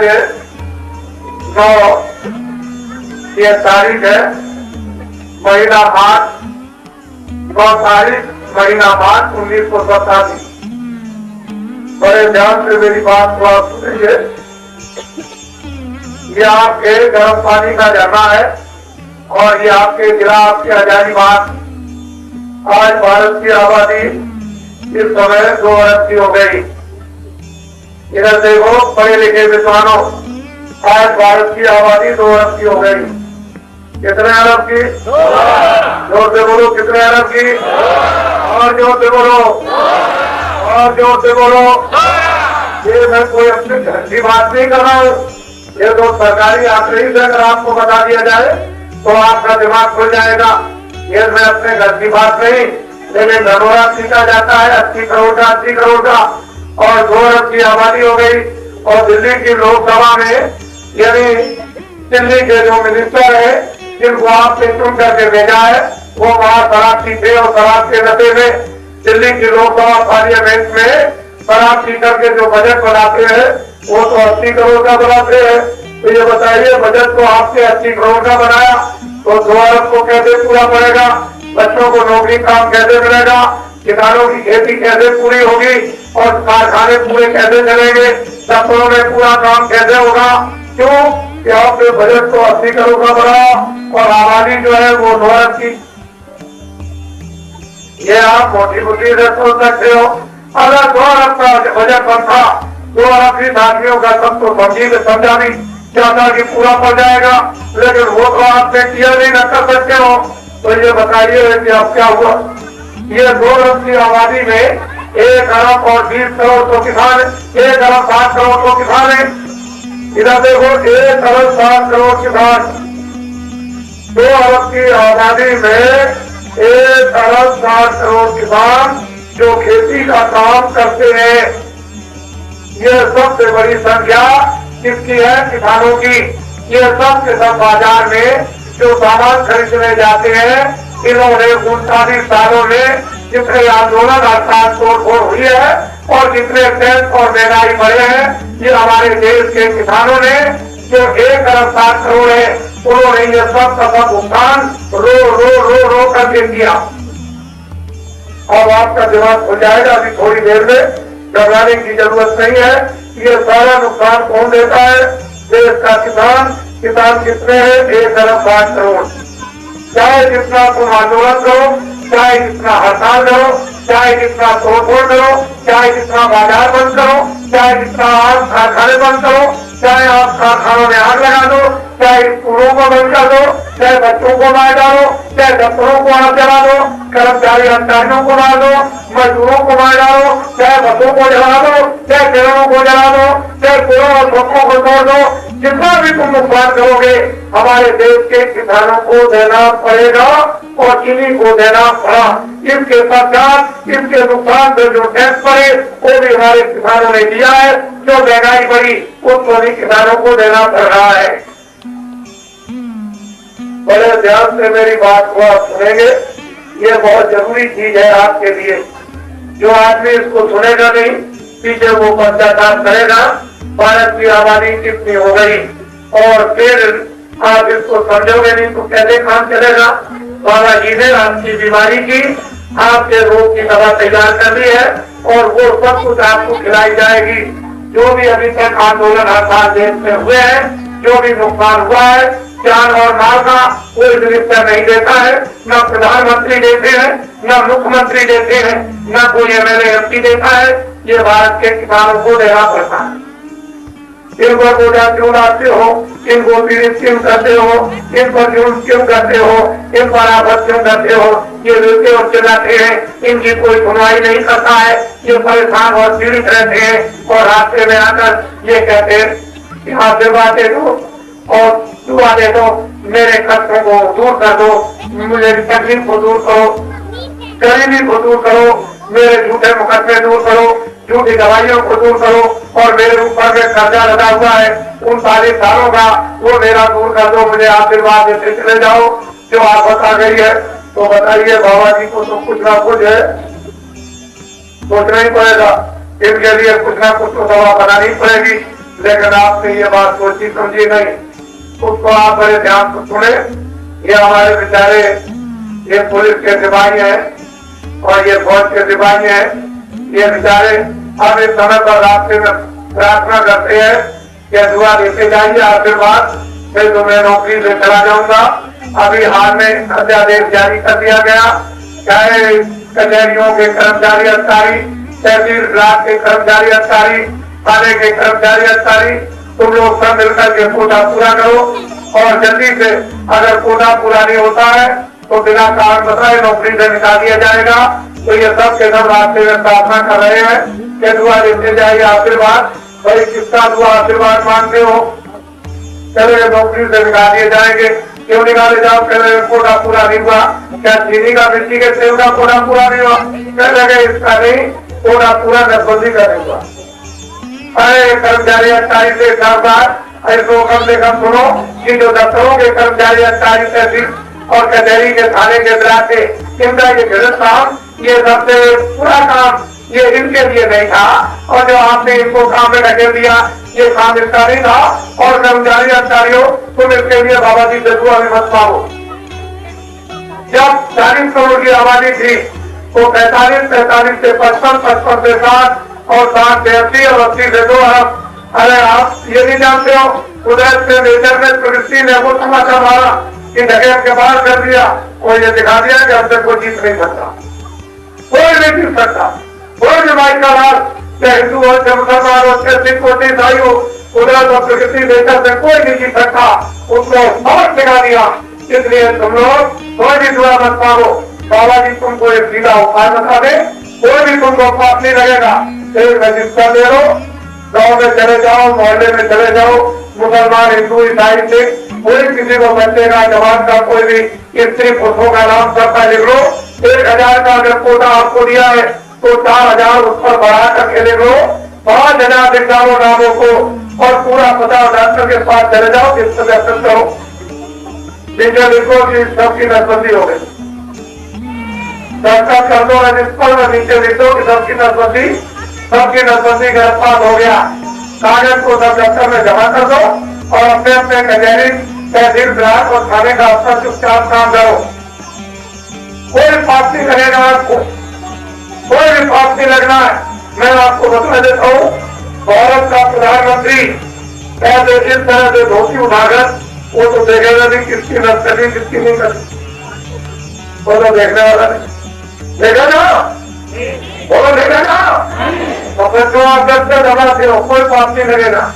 फिर कचहरी दफ्तर का काम करो अच्छी तरह। और ये तो मैं जानता हूँ कि नौकरी को बचाने के लिए आपने अपनी स्त्री की और अपनी अपनी बहन की नसबंदी करा दी और वो बेचारी बीमार रहती है, इसी मुझको मालूम है। और जितना तुमको वेतन मिलता महीने में वो 10 दिन में उनकी बीमारी पर खत्म हो गया और बीमारी उनकी अच्छी नहीं हुई है। और महीने का वेतन आप 10 दिन में जब खत्म कर देते हो दवाने जाकर की फीस में, तो रोटी कहाँ पे आएगी और कमरे कहाँ पे आएंगे, ये किसी ने पूछा है? तो ये क्या बेचारा बीमारी मिट्टी खाएगा? आप ही बताओ। उसने वेतन को महीने का अपनी बेबी पर बीमारी में 10 दिन में दवा डॉक्टर की फीस में जो नसबंदी कराई उसने खर्चा कर दिया। अब ये बताइए बाकी पैसा दवा का कहाँ जाएगा? बीमारी बढ़ गई और रोटी क्या खाएगा? मिट्टी। अरे भाई मिट्टी खाएगा बीमारी? अरे देशवासियों तुम मेरी बात तो सुनो। अभी मुंबई में एक शताब्दी समारोह बड़े जोर शोर से बड़े ताम झाम से मनाया गया था और जहाँ के बड़े बड़े नेता और लीडर वहाँ पहुंचे थे मुंबई में। रास्ते में क्या हुआ और वहाँ पर क्या हुआ इससे तो मुझको कोई भी मतलब नहीं है, लेकिन हमको ये मतलब तो जरूर है कि जो भारत का वर्तमान प्रधानमंत्री है वो कोई राजपथ था नहीं, कोई सिविल बस तो था नहीं, कोई जनता का देवी तो था नहीं। ये तो मैं मानने को तैयार हूँ कि प्रधानमंत्री का लड़का था और ये भी मैं मानने को तैयार हूँ कि वो अनुभवहीन था, उसको अनुभव नहीं था। ये भी मैं मानने को तैयार हूँ कि एमएलए-एमपीओ के ऊपर एक भूत सवार हो गया और पागलपन सवार हो गया और अज्ञानता आ गई और आंखों के सामने अंधेरा छा गया, तो अनुभवहीन को आपने प्रधानमंत्री बना दिया। और वो प्रधानमंत्री जब शताब्दी समारोह मुंबई में पहुंचे तो मंच पर खड़े होकर बड़े गर्व के साथ जोरदार बुलंद आवाज से कहते हैं, खड़े होकर के आसमान में टकराती है उनकी आवाज कितने जोर से बोले तो क्या कहते हैं कि हमारा पूरा का पूरा शासन भ्रष्ट है, हमारे जितने भी एमएलए-एमपी है सबके सब भ्रष्ट और जितना इन सबसे भ्रष्ट काम करे वही नेता और लीडर कहलाता है। ये भारत के प्रधानमंत्री जोरदार शब्दों में बोले और फिर उन्होंने कहा कि पुलिस का सिपाही और पुलिस का अधिकारी ये सबका सब है, इनकम टैक्स का कर्मचारी अधिकारी ये सब के सब है और फिर साहूकार उद्योगपति ये सब के सब भ्रष्ट है और जितने भी किसान और छात्र ये सब के सब भ्रष्ट। इतनी बुलंद आवाज में भारत के प्रधानमंत्री ने जोरदार शब्दों में गर्व के साथ से बोला कि विश्व के रेडियो, विश्व के अखबार और हिंदुस्तान के रेडियो, हिंदुस्तान के अखबारों में ऐसा आया कि दुनिया फक हो गई। ये क्या हो गया? ये तो भारत के प्रधानमंत्री ने अपना वक्तव्य दे दिया जोरदार शब्दों में ऐसा की तरह, लेकिन बाबा जी इसको नहीं मानते। आए देशवासियों, बाबा जी इसको नहीं मानते हैं।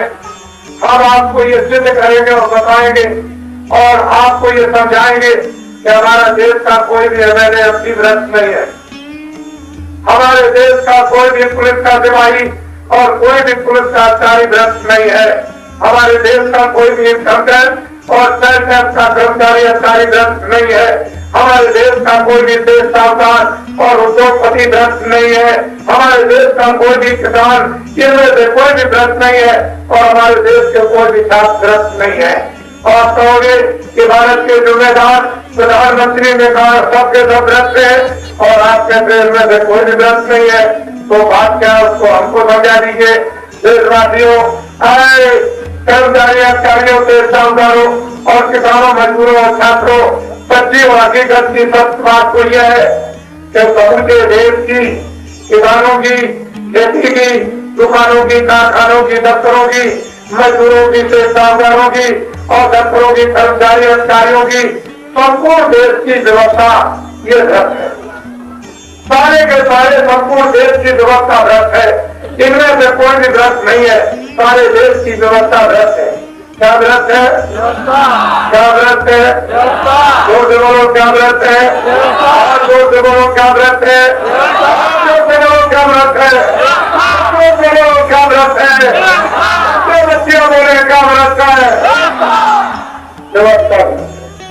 हिंदू हमारे इस भ्रष्ट व्यवस्था पर 4 दिन के लिए रामकृष्ण और शंकर जी को बैठा दो, मुसलमान मोहम्मद साहब को बैठा दे, जैनी महावीर को बैठा दे, ईसाई ईसामती को बैठा दे, तो आप 40 दिन में उठ जाओगे और चिल्ला पड़ोगे और कहोगे रामकृष्ण और शंकर जी तुम भ्रष्ट हो। मुसलमान कहेंगे मोहम्मद साहब तुम भ्रष्ट, जैनी कहेंगे महावीर तुम भ्रष्ट, ईसाई कहेंगे ईसामती तुम भ्रष्ट। इनमें से कोई भ्रष्ट नहीं है। संपूर्ण देश की व्यवस्था भ्रष्ट है। क्या भ्रष्ट है? क्या भ्रष्ट है? क्या भ्रष्ट है? अरे जो शासन करते हैं उनको तो ये समझना चाहिए कि हम माँ बाप हैं और आप क्या हो, उनके बच्चे हो, लेकिन वो क्या कहते हैं? ये सब भ्रष्ट है, ये सब भ्रष्ट है। ये बेचारा पुलिस का सिपाही सुबह से शाम तक ड्यूटी में खड़ा रहता है। क्यों आया? ये आ गया तो खड़ा, वो आ गया तो खड़ा, ये आ गया तो खड़ा, वो आ गया तो खड़ा, वो आ गया तो खड़ा, खाना नहीं खाया सब भी खड़ा है। अरे भाई खाना तो खा ले तो क्या कितनी ड्यूटी करना? फला नहीं आ रहे, फला नहीं जा रहे, टिका नहीं जा रहे, वो आ रहे, तुम तो बेचारा खाना भी नहीं खाता और आगे खड़ा। और जब सामने पड़ा तो फौरन उसको कहा कि तुम भ्रष्ट हो, तुम भ्रष्ट हो, तुम भ्रष्ट हो, तुम भ्रष्ट हो, तुम भ्रष्ट। आखिर लेकिन बेचारा थोड़ा बहुत दिल लगता है। और किसान का बच्चा है, ये भी बेचारा रोजी रोटी के लिए गया था कि नौकरी करेंगे बाल बच्चों को तुम्हें मिलेगा, अपना पालन पोषण होगा, तो उसको सबसे सब कहते हैं भ्रष्ट। और चरपा चढ़वा कर धमका कर और अध्यादेश जारी कराकर नसबंदी गिरफ्तार कराकर उसकी स्त्री को और बहन को बीमार करा दिया। उसके लिए कोई पूछता नहीं है कि तुम्हारी बहन स्त्री बीमार है और इस पर कितना खर्चा होता है। तो बेचारे ने अपना वेतन खर्चा कर दिया, दवा और डॉक्टर की फीस में, और बीमारी और बढ़ गई। अब ये पैसा कहाँ से आए? पूछने वाला नहीं कोई नहीं। और रोटी कपड़े कहाँ से खाए और खाए वो भी कोई पूछने वाला नहीं। और तुम्हारे मंत्री क्या कहता है? पुलिस का बीमारी क्यों है और अधिकारी क्यों है और तुम ये देश और तुम वो भ्रष्ट। ये क्या उनको शोभा देता था? हाय पुलिस के सिपाहियों, फौज के सिपाहियों, प्राइमरी स्कूल के अध्यापकों, संघवासियों, पता है पुलिस कर्मियों को 4000 रुपए मासिक उनको वेतन दिलवाया जाएगा और महंगाई टैक्सों को यही पर रुकवा दिया जाएगा। उनके ऊपर के अधिकारियों का पता हो गया है कि उनका वेतन में पूरा नहीं पड़ता है, तो 6000 रुपए मासिक वेतन उनको दिलवाया जाएगा और महंगाई टैक्सों को यही पर रुकवा दिया जाएगा। उसके ऊपर के अधिकारियों की जानकारी हो गई है, रुपए मासिक वेतन दिलवाया जाएगा और महंगाई टैक्सों को वहीं पर रुकवा दिया जाएगा। और शिक्षकों में जो जज रहते हैं वो बेचारे जो उनको वेतन मिलता है और 2-4 अधिकारी जो जिले में बड़े बड़े उसके समान रहते हैं, बाबर जी को पता चल गया उनके वेतन में पूरा नहीं पड़ता है, तो जजों को और जिले के 2-4 अधिकारियों को 10,000 रुपए मासिक वेतन उनको दिलवाया जाएगा और महंगाई टैक्सों को यहीं पर रुकवा दिया जाएगा। 2080 रुपए पाने वाले से लेकर और 10,000 पाने वाले तक के लिए जितनी सुविधाएं प्रदान करा दी जाएगी, करवा दी जाएगी कि उनका सारा का सारा पूरा का पूरा वेतन लगभग उनका मासिक बचाया करेगा। तो आप कचहरियों में, आप इलाकों में, आप तहसीलों में और थानों में हमको पूरा विश्वास है कि ये पुलिस के सिपाही और अधिकारी थाने में बैठे रहेंगे। इनको 2-3 महीने तक थाने से निकलने की जरूरत नहीं पड़ेगी। कोई भी कंट्रोल करेंगे, किसी की दुकान में, घर में, किसी के बाजू, किसी कारखाने में कोई चोरी डकैती और कदर नहीं होगा। मुझे पूरा विश्वास है।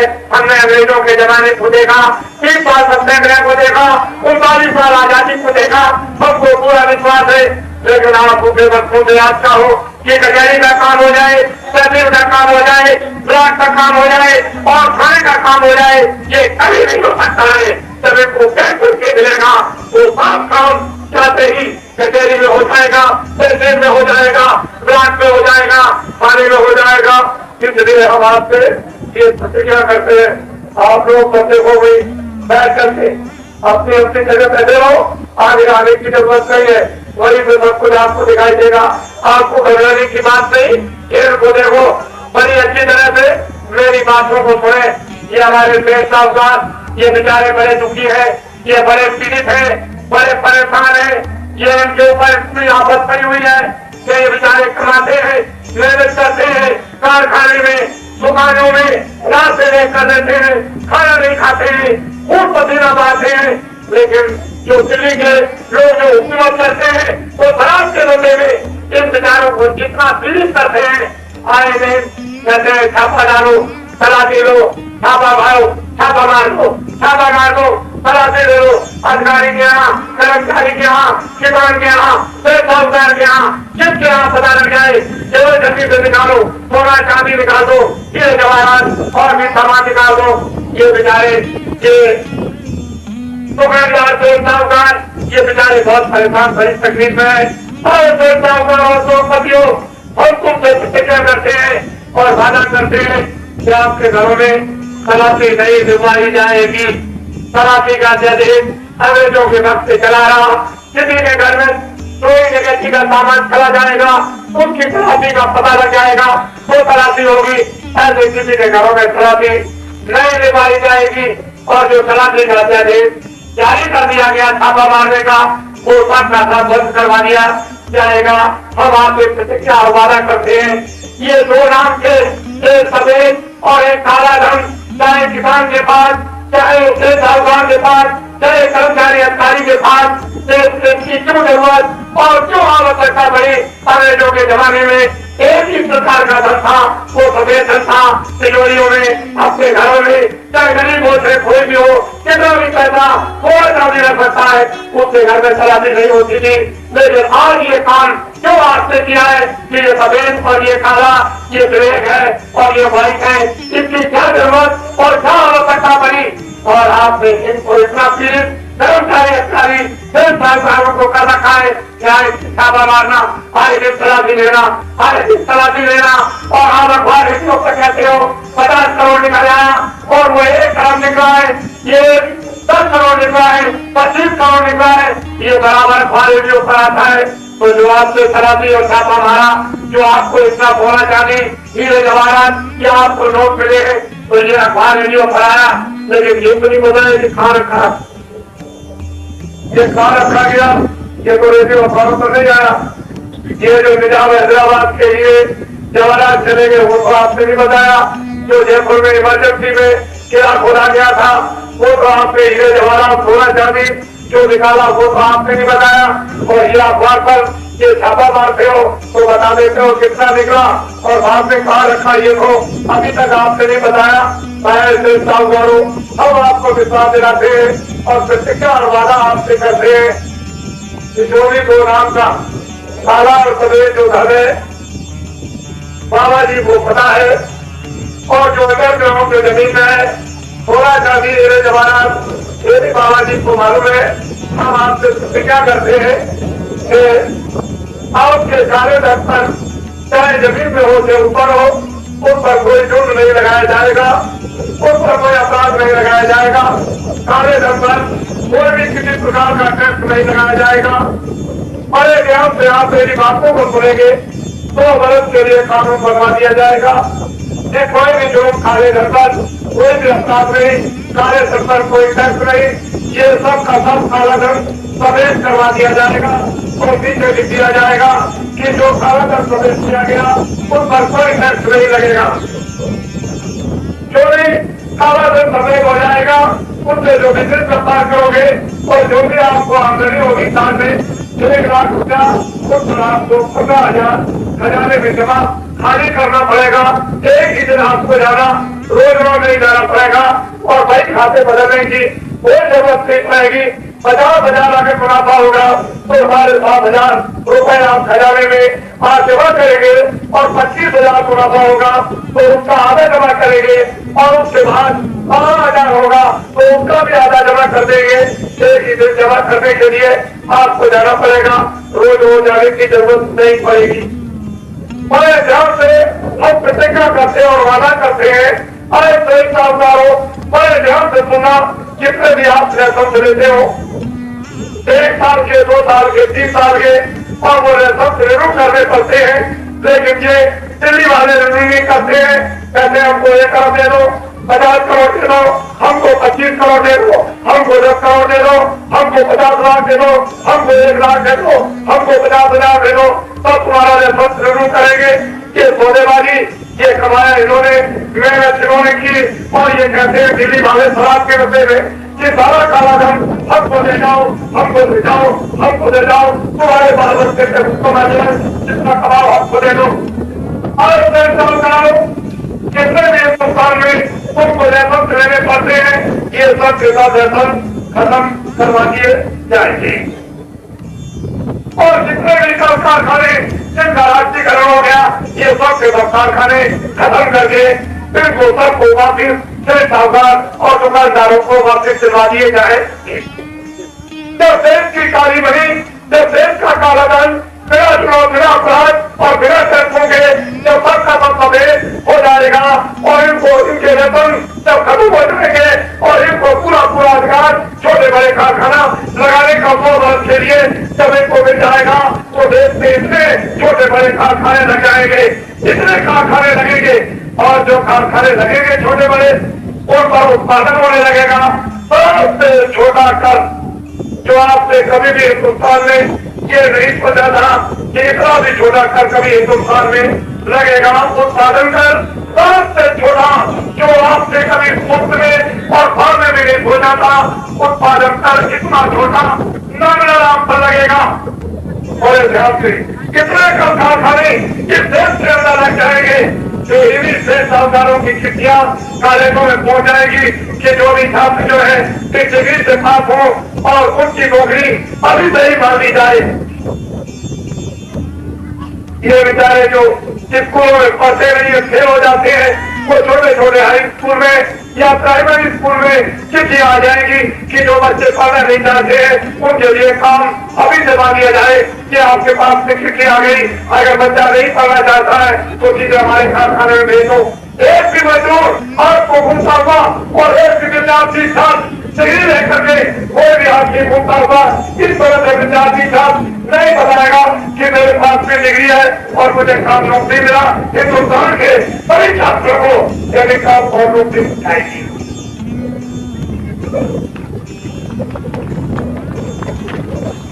बड़े ध्यान से बाबा जी की बातों को आप सुने। अरे बाबा जी आपके सामने कुछ नहीं कह रहे, इनको देखो। आज के दोनों मैंने अभी को करा देखा, 30 साल सत्याग्रह देखा, 39 साल आजादी को देखा। मैं ये सोच रहा था कि अब लुहार का काम हो जाएगा, अब गरीबी दूर हो जाएगी, अब न्याय लोगों को मिलेगा, अब लोगों को रक्षा मिलेगी। लेकिन सबके ऊपर पानी फेर दिया। आपसे एक वादा किया था कि एक भी आदमी हिंदुस्तान में कोई भी तरक्की में वाला दिखाई नहीं देगा, सबकी गरीबी दूर हो जाएगी। लेकिन वो बात तो लाखों को दूर चली गई। आए किसानों, जितने भी हिंदुस्तान में आंदोलन हड़ताल और तोड़फोड़ हुए और जितने टैक्स और महंगाई बढ़ी, ये किसानों को देना पड़ा। और ये बेचारे किसान कितने दुखी है। आए किसानों, हम कुछ वादा करते हैं, प्रतिज्ञा करते हैं, इससे ज्यादा और कोई वादा करने वाला कौन आएगा कि ट्रैक्टर का खर्चा सन 65 के अंत में इस ट्रैक्टर 25 हाथ पावर के ट्रैक्टर का दाम 11,700 कुछ रुपए था। आपको बेचारे किसान को देना पड़ेगा तो 1.5 लाख उसको देना पड़ता है। और ट्रैक्टर का कर्जा, ट्रिपल का कर्जा, इंजन का कर्जा, कुएं का कर्जा और भेड़ का कर्जा और नाली का कर्जा और भैंस का, बैल का, घोड़े का, बड़े का, बकरी का और चूड़ा का कर्जा और हलों का कर्जा और जंतुओं का कर्जा, खाद का, बीज का और दवाओं का कर्जा और भी किसानों तुम्हारे ऊपर में कोई छोटा मोटा और भी कोई कर्जा लगा हुआ हो, 39 सालों का किसानों का सरकारी कर्जा। बड़े ध्यान से किसानों को मैं तुमसे वादा करता हूँ और प्रतिज्ञा करता हूँ, किसानों का 39 सालों का सरकारी कर्जा मैं ब्याज से सब का सब माफ करवा दिया जाएगा। हम आपसे वादा करते हैं, हमको न राष्ट्रपति बनना, न हमको प्रधानमंत्री बनना, न हमको एमएलए बनना, न हमको एमपी बनना, न कोई कर्मचारी अधिकारी बनना, लेकिन हमने आपकी दवा तैयार कर ली है, आपकी बीमारी जो होगी और ये दवा आपको खानी पड़ेगी। बड़े ध्यान से ऐसे साथियों, तुम इनको देखो, ये तुम्हारे सामने खड़े, मेरे को घूमो, सामने घूमो, मेरे को घूमो, इनको देखो आप, बड़े ध्यान से सुनो आप, सामने घूमो, आप लोग चुप रहो, इनको देखते रहो, इनको देखो आप, इनकी तरफ देखो, मेरे को घूमो, सामने घूमो, इनको देखिए आप, ये पुलिस के सिपाही, फौज के सिपाही, प्राइमरी स्कूल के अध्यापक अध्यापक, दफ्तरों के छोटे कर्मचारियों को जो वेतन मिलता है उससे पूरा नहीं पड़ता है। सारे देशवासियों, तुम इनकी आवाज को सुनो, पुलिस के सिपाही, फौज के सिपाही, प्राइमरी स्कूल के अध्यापक अध्यापक, दफ्तरों के छोटे कर्मचारियों को 2130 रुपए मासिक वेतन बढ़ेगा। इनको देखिए, ये देखो, कहते हम देखिए, आप हमसे मत पूछिए, आप 2101 रुपए मासिक वेतन बढ़ेगा। इसके ऊपर के बेचारे फसलों का पूरा नहीं पड़ता है वेतन में, तो 4000 मासिक वेतन इनको बढ़ेगा। कहते हम देखें, इसके ऊपर के बेचारे अधिकारी उनको 6000, उसके ऊपर के 8000, और जो हमारे शिक्षकों में जज रहते हैं जो 5 साल 10 साल 30 साल और फांसी का हुक्म देते हैं, उनके सिरों पर चिंता सवार रहती है। वो बेचारे सोचते हैं कि हमारा पेशर में तो पूरा पड़ता नहीं है, तो हम रिटायर होने वाले हैं, हमारा फिर में पूरा क्या पड़ेगा, और सोचते सोचते रिटायर हो जाते हैं। तो इस कारखाने में, उस कारखाने में, उस कारखाने में, उस कारखाने में वहाँ नौकरी बेचारे जब ढूंढते हैं और इनको नौकरी नहीं मिलती है, तो रोजी और रोटी के लिए, इस देश के लिए और बच्चों के लिए फिर वही काला कोट एडवोकेट का, वकील का बेचारे तैयार करके जज, जिन्होंने इस सामाजिक पद यानी प्राप्त किया था, कुर्सी में बैठकर उन्होंने 5 साल 20 साल और फांसी का हुक्म सुनाया था, वही हमारे जज रोजी रोटी के लिए बेचारे काला कोट पहनकर और फिर वही वकील की हैसियत, एडवोकेट की हैसियत में कटघरे में उसी में खड़े होते हैं और इस तरह से सलाम करते हैं। ये भारत की जनता के साथ के खिलाफ है।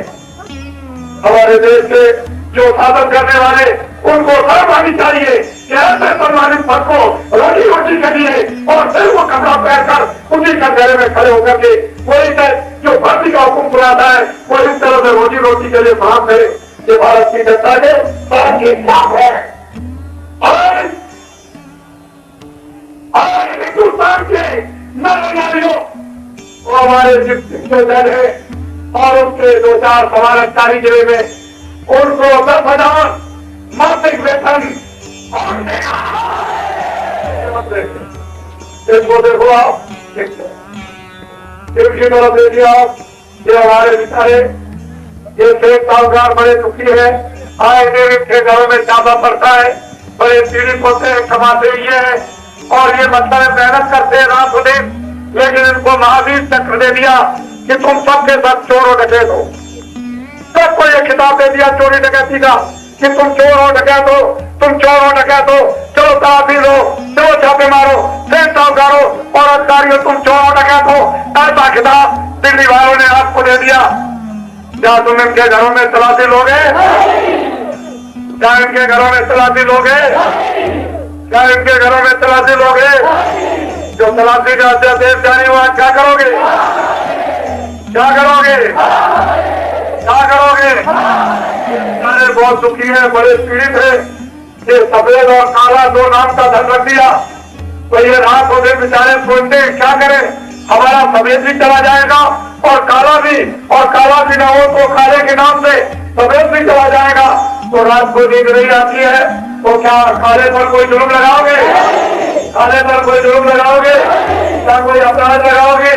काले धन पर कोई टैक्स लगाओगे? काले धन पर कोई टैक्स लगाओगे? काले धन पर कोई टैक्स लगाओगे? तो काले धन को क्या करोगे? धन को क्या करोगे? बच्चों के लिए, बच्चों के लिए, बच्चों के लिए, बच्चों के लिए ये बेचारे बड़े दुखी है। इनको जनपद लेना पड़ता है और जनपद फिर दोबारा नियुक्त कराने पर बड़े बड़े कारखाने इनके बंद हो जाते हैं और उसमें मजदूर और तमाम काम करते हैं, उनके भी बाल बच्चे बेचारे बेकार हो जाते हैं। तो इन रैकों को क्या करोगे?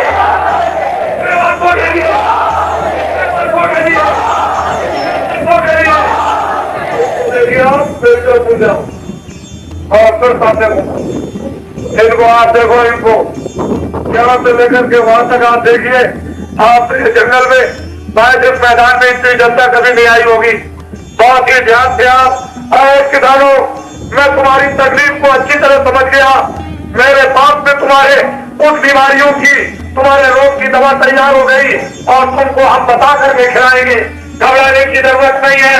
ये सेंटर का कितना भी कर जाए, ट्यूबवेल का, इंजन का, कुएं का, नाली का, नहर का, भैंस का, बैल का, घोड़े का, गधे का, बकरी का, ऊंट का और गाड़ी का और जितना भी आपके हलों का, यंत्रों का, खाद का, बीज का, दवाओं का, छोटा मोटा और कोई खर्चा जो 39 सालों का देश के किसानों पर सरकारी कर्जा लगा हुआ है, ये जो बेचारे मकान और जमीन और जानवर बेचने पर नहीं दे सकते हैं, हमको ये पूरा पता चल गया। इसलिए तुम हुआ और आशीर्वाद बाबा जी से मानते हो और हमने तुम्हारे लिए ये प्रतिज्ञा कर ली है, ये वादा कर लिया है कि हिंदुस्तान के इन तकलीफ किसानों का 39 सालों का जो सरकारी कर्जा उसको कौन माफ करेगा? किसानों के सरकारी 39 सालों का मैं जांच के किसानों का कर्जा ये देखिए, मैं क्या चाहिए आपको और क्या चाहिए? और किसानों और छात्रों, कोई काम करो, आए मजदूरों, हमारे कर्मचारी अधिकारियों, आप हमारा साथ हो, हमारा साथ हो, हम आपका काम कराएंगे। भारतीय संविधान के मुताबिक हमारा साथ दे दो, हम आपसे एक काम करवा दें। हम आपसे प्रतिज्ञा करते हैं, हम आपसे वादा करते हैं, हमको कुछ नहीं करना, हमको तो ऊपर से आदेश मिला है और हम इनको आदेश दे देंगे और ये आदेश का पालन तुरंत करेंगे और करने के बाद तुरंत आदेश का पालन होगा और 39 सालों का सरकारी किसानों का जितना भी कर्जा लगा होगा एक बार सब माफ करवा दिया जाएगा और किसानों को देखा दिया जाएगा। फिर किसानों से हम पूछेंगे मंच लगाकर कि बोलो किसानों, हमने जो वादा प्रतिज्ञा की थी आपका कर्जा माफ हो नहीं हुआ। जब ये किसान कह देंगे कि हमको बैंक का या हमको कचहरी का पक्का कार्य मिल गया, हमारे ऊपर में कोई 39 सालों का कोई भी कर्जा किसी प्रकार का नहीं है गया, तब बाबा जी मानेंगे पहले माने वाले कुछ नहीं है, कुछ नहीं, ये नहीं होगा, तब बाबा जी मानेंगे। जिनसे पूछेंगे सिर्फ साहूकारों से कि बोलो आपसे कोई जुर्म अपराध पूरी लगाया गया, सारा जनता का सब प्रवेश करवा दिया कि नहीं? जब ये कहेंगे हो गया कोई जुर्म नहीं, तो फिर उस पर ये लिखा रहेगा कि भाई सारे दर पर जो प्रवेश किया उस पर कोई टैक्स उसका कुछ लिया गया, कुछ नहीं। तो इनसे पूछा जाएगा कि आपके वेतन सब खत्म हुए कि नहीं? जब ये कह देंगे सब खत्म हो गए तो आपको अधिकार मिला कारखाना लगाने का, पूरा अधिकार, पूरा राइट मिल गया। जब ये शेष साहूकार कह देंगे हमको मिल गया, तब बाबा जी मानेंगे कुछ नहीं मानने वाले। इससे पूछेंगे एक कर्मचारी अधिकारियों से, ये पुलिस के और फौज के, प्राइमरी स्कूल के अध्यापक और दफ्तरों के छोटे जो बेचारे कर्मचारी, उनसे पूछेंगे बोलो भाई तुमको वेतन मिला कि नहीं? बीच वालों से और बड़े से बड़े उनसे जो डिस्ट्रिक्टों में रहते हैं कि आपको 10,000 ये मासिक मिलने लगा कि नहीं?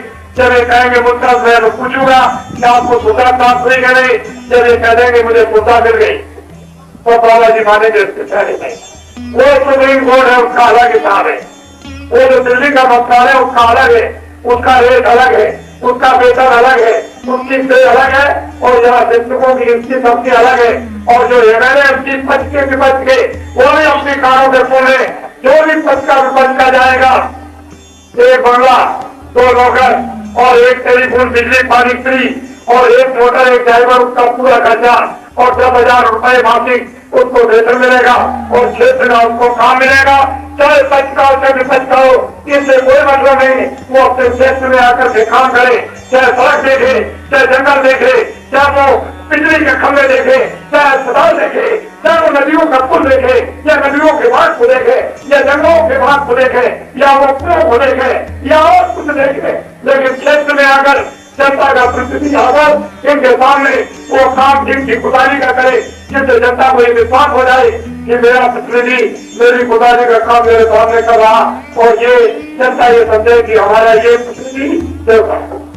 अभी पूछा जाए ये कौन है अग्रेसर, ये कौन है गैरचोर, ये कौन है लुटेरा, ये कौन है नगर, ये कौन है खतरी। जब साबित से आजादी मिली थी तो इन देवताओं को ये जनता कहती थी कि हमारे देवता है, और अब ये कहती है खतरी, लुटेरा और नगर और वादा खिलाफ इनको कहने लगी। तो आप कम से कम अपनी भी तो बात पूछो, इनकी बात क्या, मैंने अभी कुछ नहीं कहा। ये कर्मचारी अधिकारियों के लिए संकेत है, ये पेशेवरों के लिए संकेत, ये किसानों के लिए संकेत, ये छात्रों मजदूरों के लिए संकेत है। बाबा जी की खोपड़ी में क्या है ये क्यों बता दिया जाए, ये क्यों बताया जाए, ये क्यों बताया जाए। अगर बता दिया जाए तो दिल्ली वाले अभी अखबार रेडियो पर चलने लगेंगे और कहने लगेंगे हम भी जानते हैं, ये क्यों आपको बताया जाए। ये कहाँ चलाएगा जो तुम सोचते हो कि किसानों का 45 सालों का सरकारी कर्जा माफ करा दिया जाएगा, तो आप सोचते हो कि बैंक खाली हो जाएंगी, और हम ये कहते हैं कि बैंक में रखने की जगह नहीं रहेगी, बैंक में रखने की जगह नहीं रहेगी। हम ये आपको बता रहे, और वो कहा कि नहीं वो तो सब ये करा दिया जाएगा तो बैंक में पैसा नहीं रह जाएगा, तो कैसे होगा। अरे आपके साथ ही कुछ और किसी के पास नहीं, और है भी किसी के पास, सब खत्म हो गया।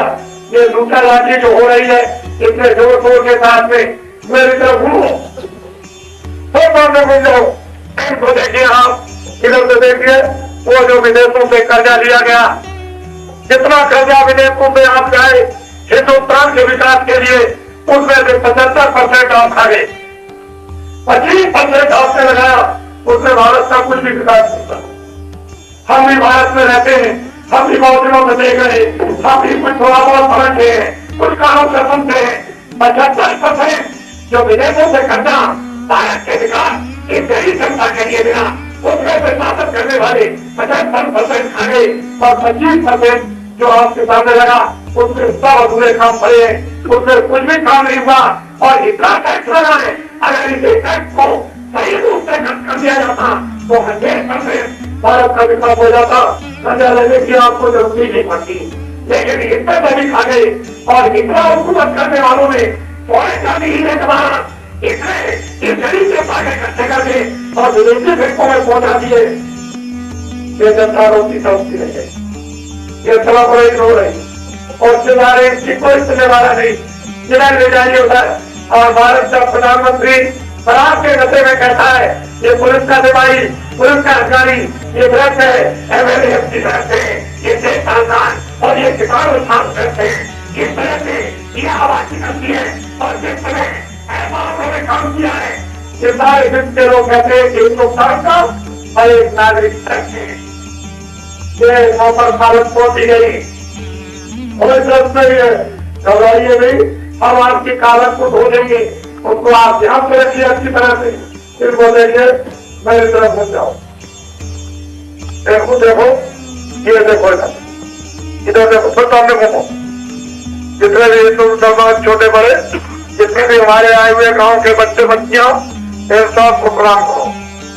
और देशवासियों, आए दिल्ली के हुकूमत करने वालों, शराब के नशे में ये देश बर्बाद हो गया, और देश के विकास कुछ नहीं हुआ, और देश को न्याय नहीं मिला, देश को रक्षा नहीं मिली। ये सब के सब रोते और चिल्लाते हैं, और देश ऐसी सभा में पहुंच गया कि रंगा आपने छोड़ दिया। किसी में नैतिकता आ सकती है, किसी देश में नैतिकता किसी तरह से आ सकती है, और दूसरा कोई नैतिकता लाने का कोई भी रास्ता नहीं है, और कोई भी भाई का इस देश की गरीबी को दूर नहीं कर सकता है।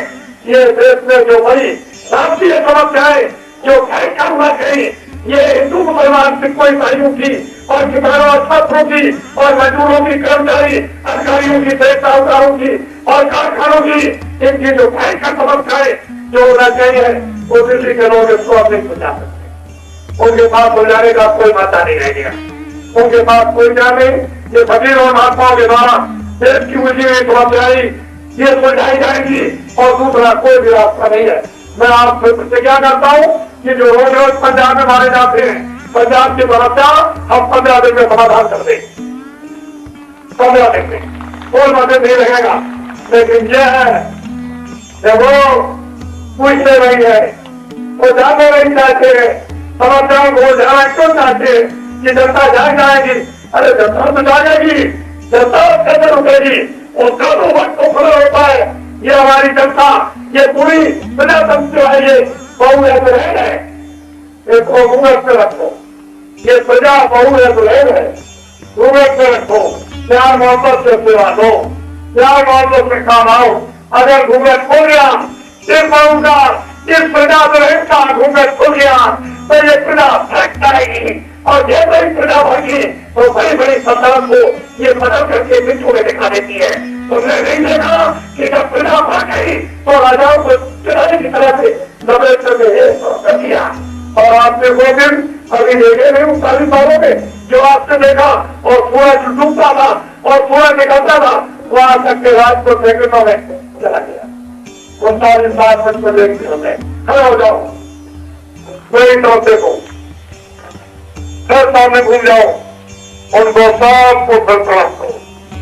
आए देशवासियों, बड़े ध्यान से सुनो, कर्मचारी अधिकारी से साहूकारों किसानों छात्रों मजदूरों सेवा खाते रहो।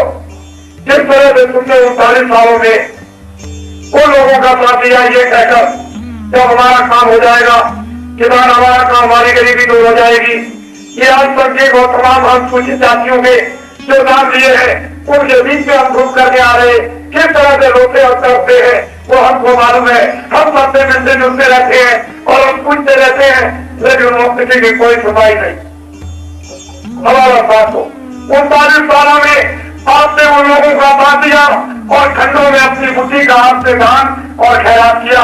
बुद्धि दान के बराबर कोई भी दान नहीं।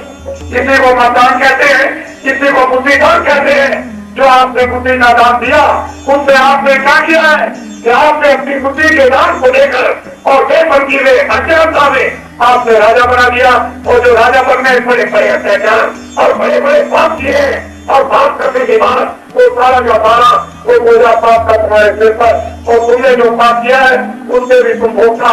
आगे बड़ी तकलीफ, बड़ा हाहाकार, बड़ा कोराम और धर्मा आगे बचने वाला है। खड़े हो जाओ।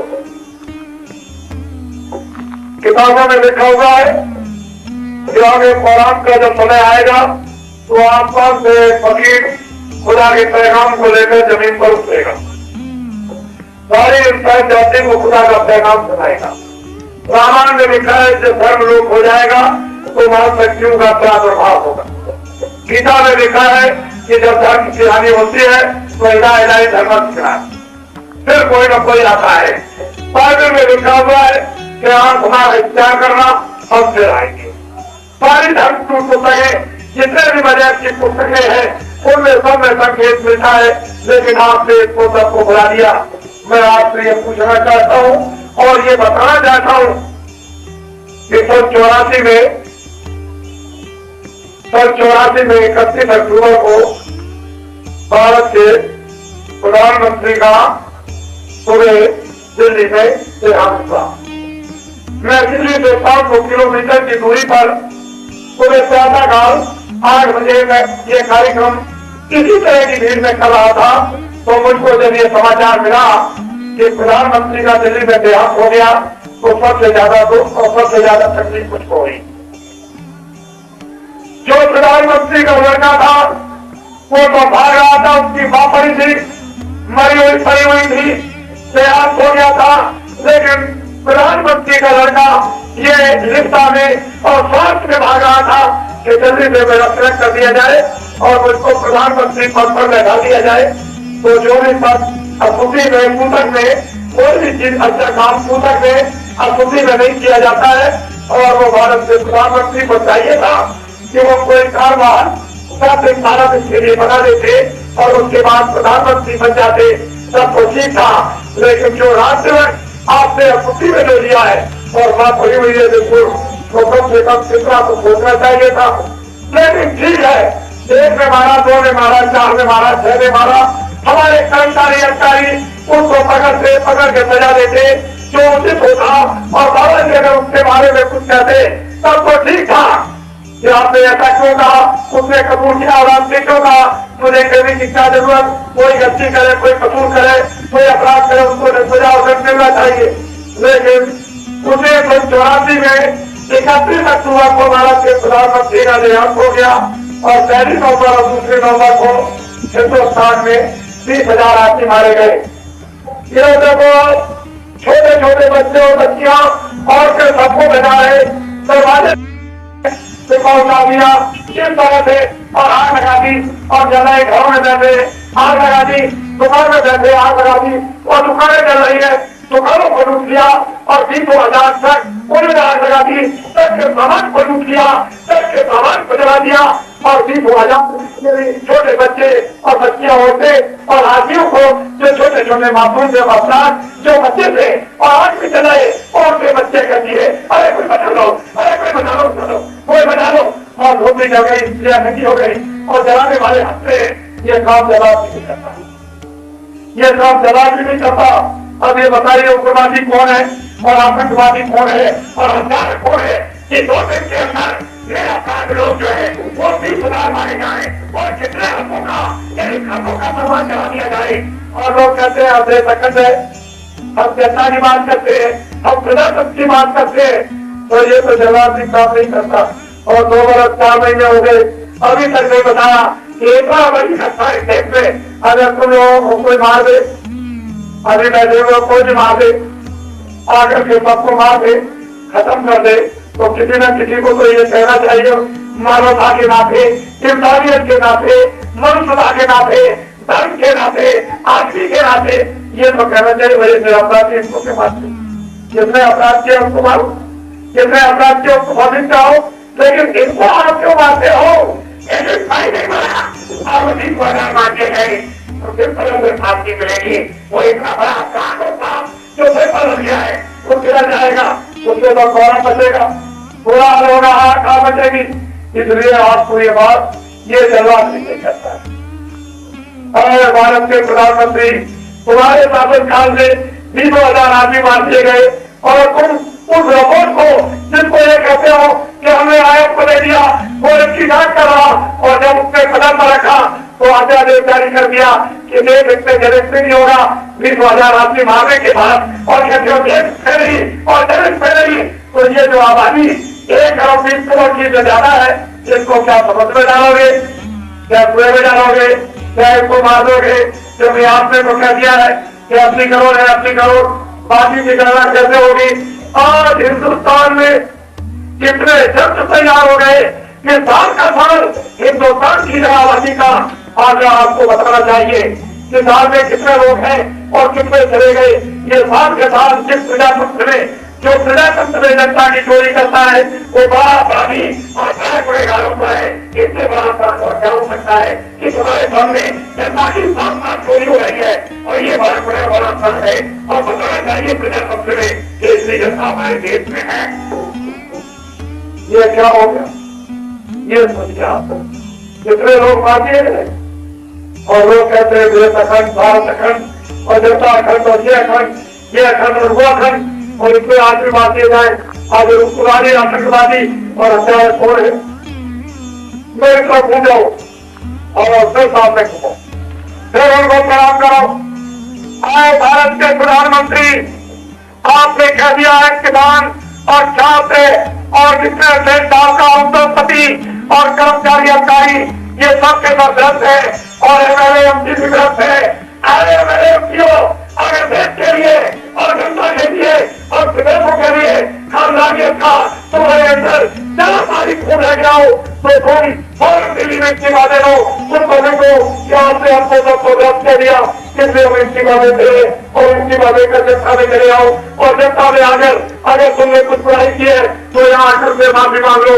ये जनता ऐसी ये निर्मित है कि बड़े बड़े गुनाहों को ये माफी दे देती है, जिससे माफी मांगो।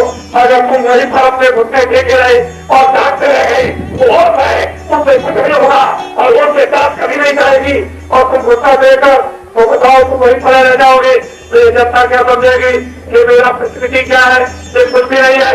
इसलिए तुम भारत में आकर देश के लिए त्याग को देश के लिए तुम एक बार अपनी जीत को मारने ले आओ और देश के काम को फिर तो सामने जाए तो सब तो ठीक हो जाएगा।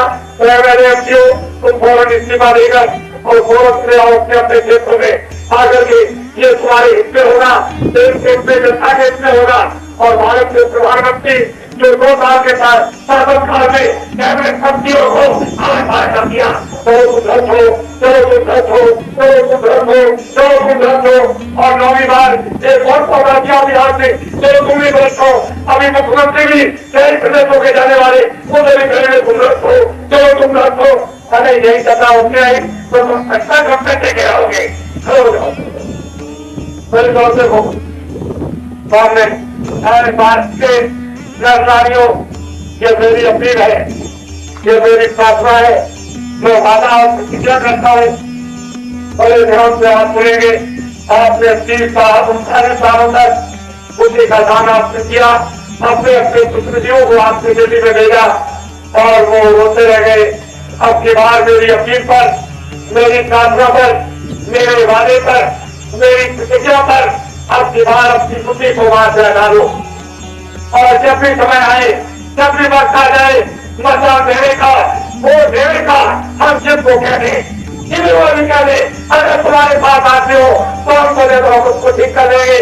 और जब भी उसको कह दे, हम ये चाहते हैं कि वो दिल्ली की जो पार्लियामेंट है वो दिल्ली में रहकर जंगल में आए और जंगल में आकर के घास की और खून की पार्लियामेंट करे। और जिस तरह से मोदी के लोग इस तरह से बैठकर वो घास की और खून की उस पार्लियामेंट में लमोटी वाले जो है उस देश का संचालन कर दें। अगर देश डेवलप हो जाए, देश के विकास का हो जाए तो इस बाबा की बाबा के नहीं कहेंगे। क्यों बाबा आप हम ये चाहते हैं और ये चाहते हैं, बड़े ध्यान से आप सुने।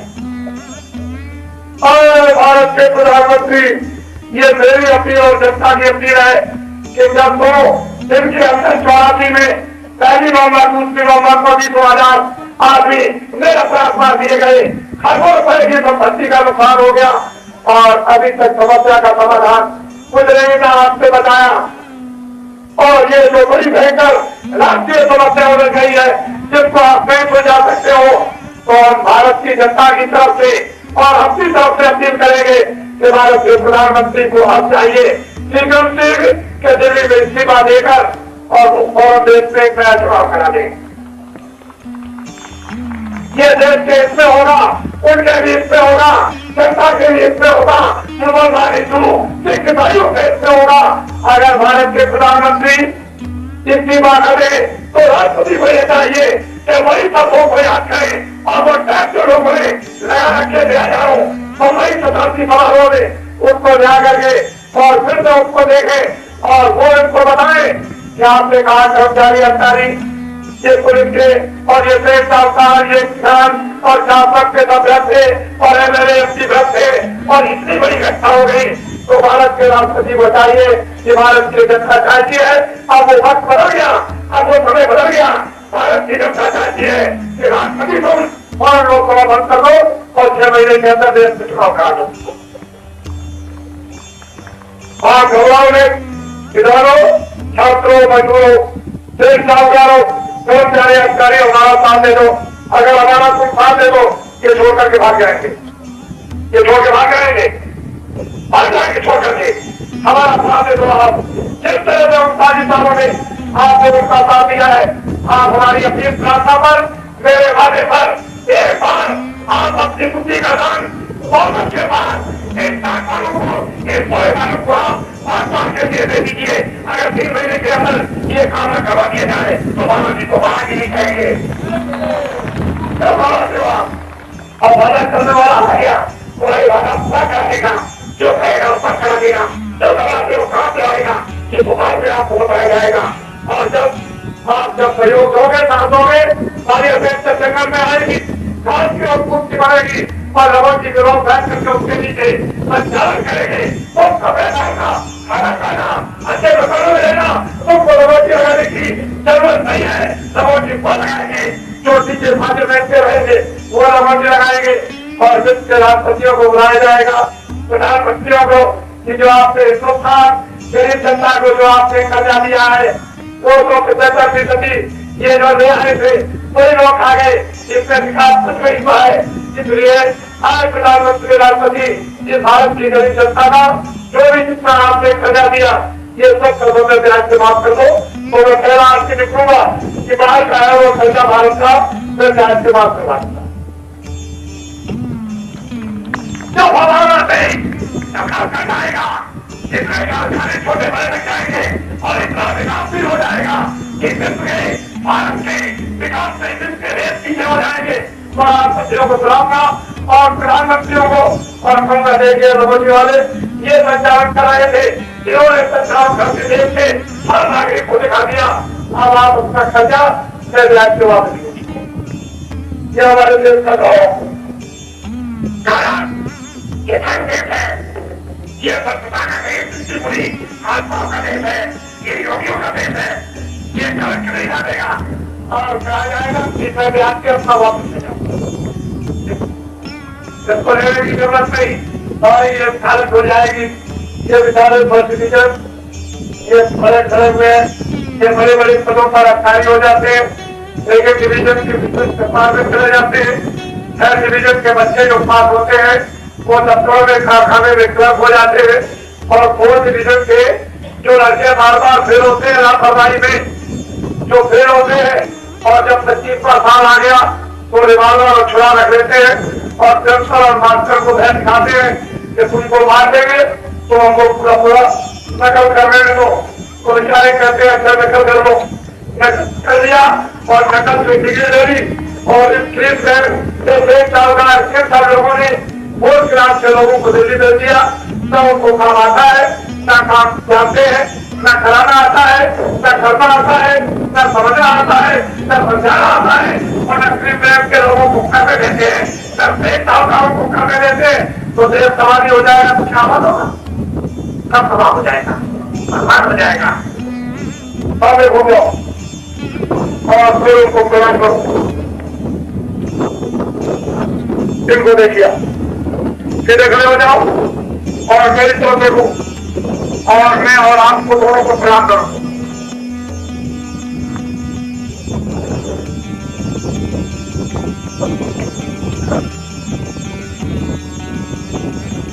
सीधे खड़े जाओ और घूम जाओ, फिर और जिधर से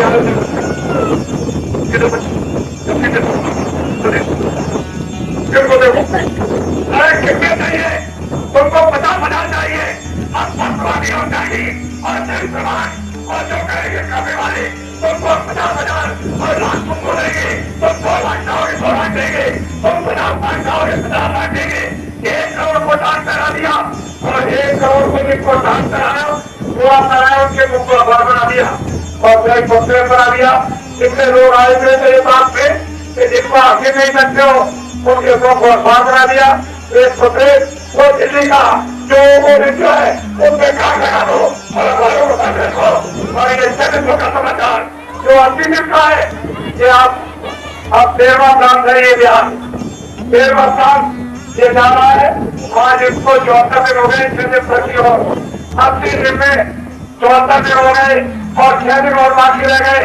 80 दिनों में देश के घरों घरों में वैधानिक क्रांति का विरोध जैनिकों का, किसानों का, सरकारों का, मजदूरों छात्रों का, अधिकारियों का ये सारा का सारा समाचार लोगों के घरों तक ये पहुंच जाएगा। आप हमारा साथ हमारा किसानों तुम किसानों की बात क्या है उन्होंने प्रतिज्ञा की है कि किसानों का 48 साल का सरकारी कर्जा में ब्याज के माफ करवा दिया जाएगा सारे हिंदुस्तान के किसानों का।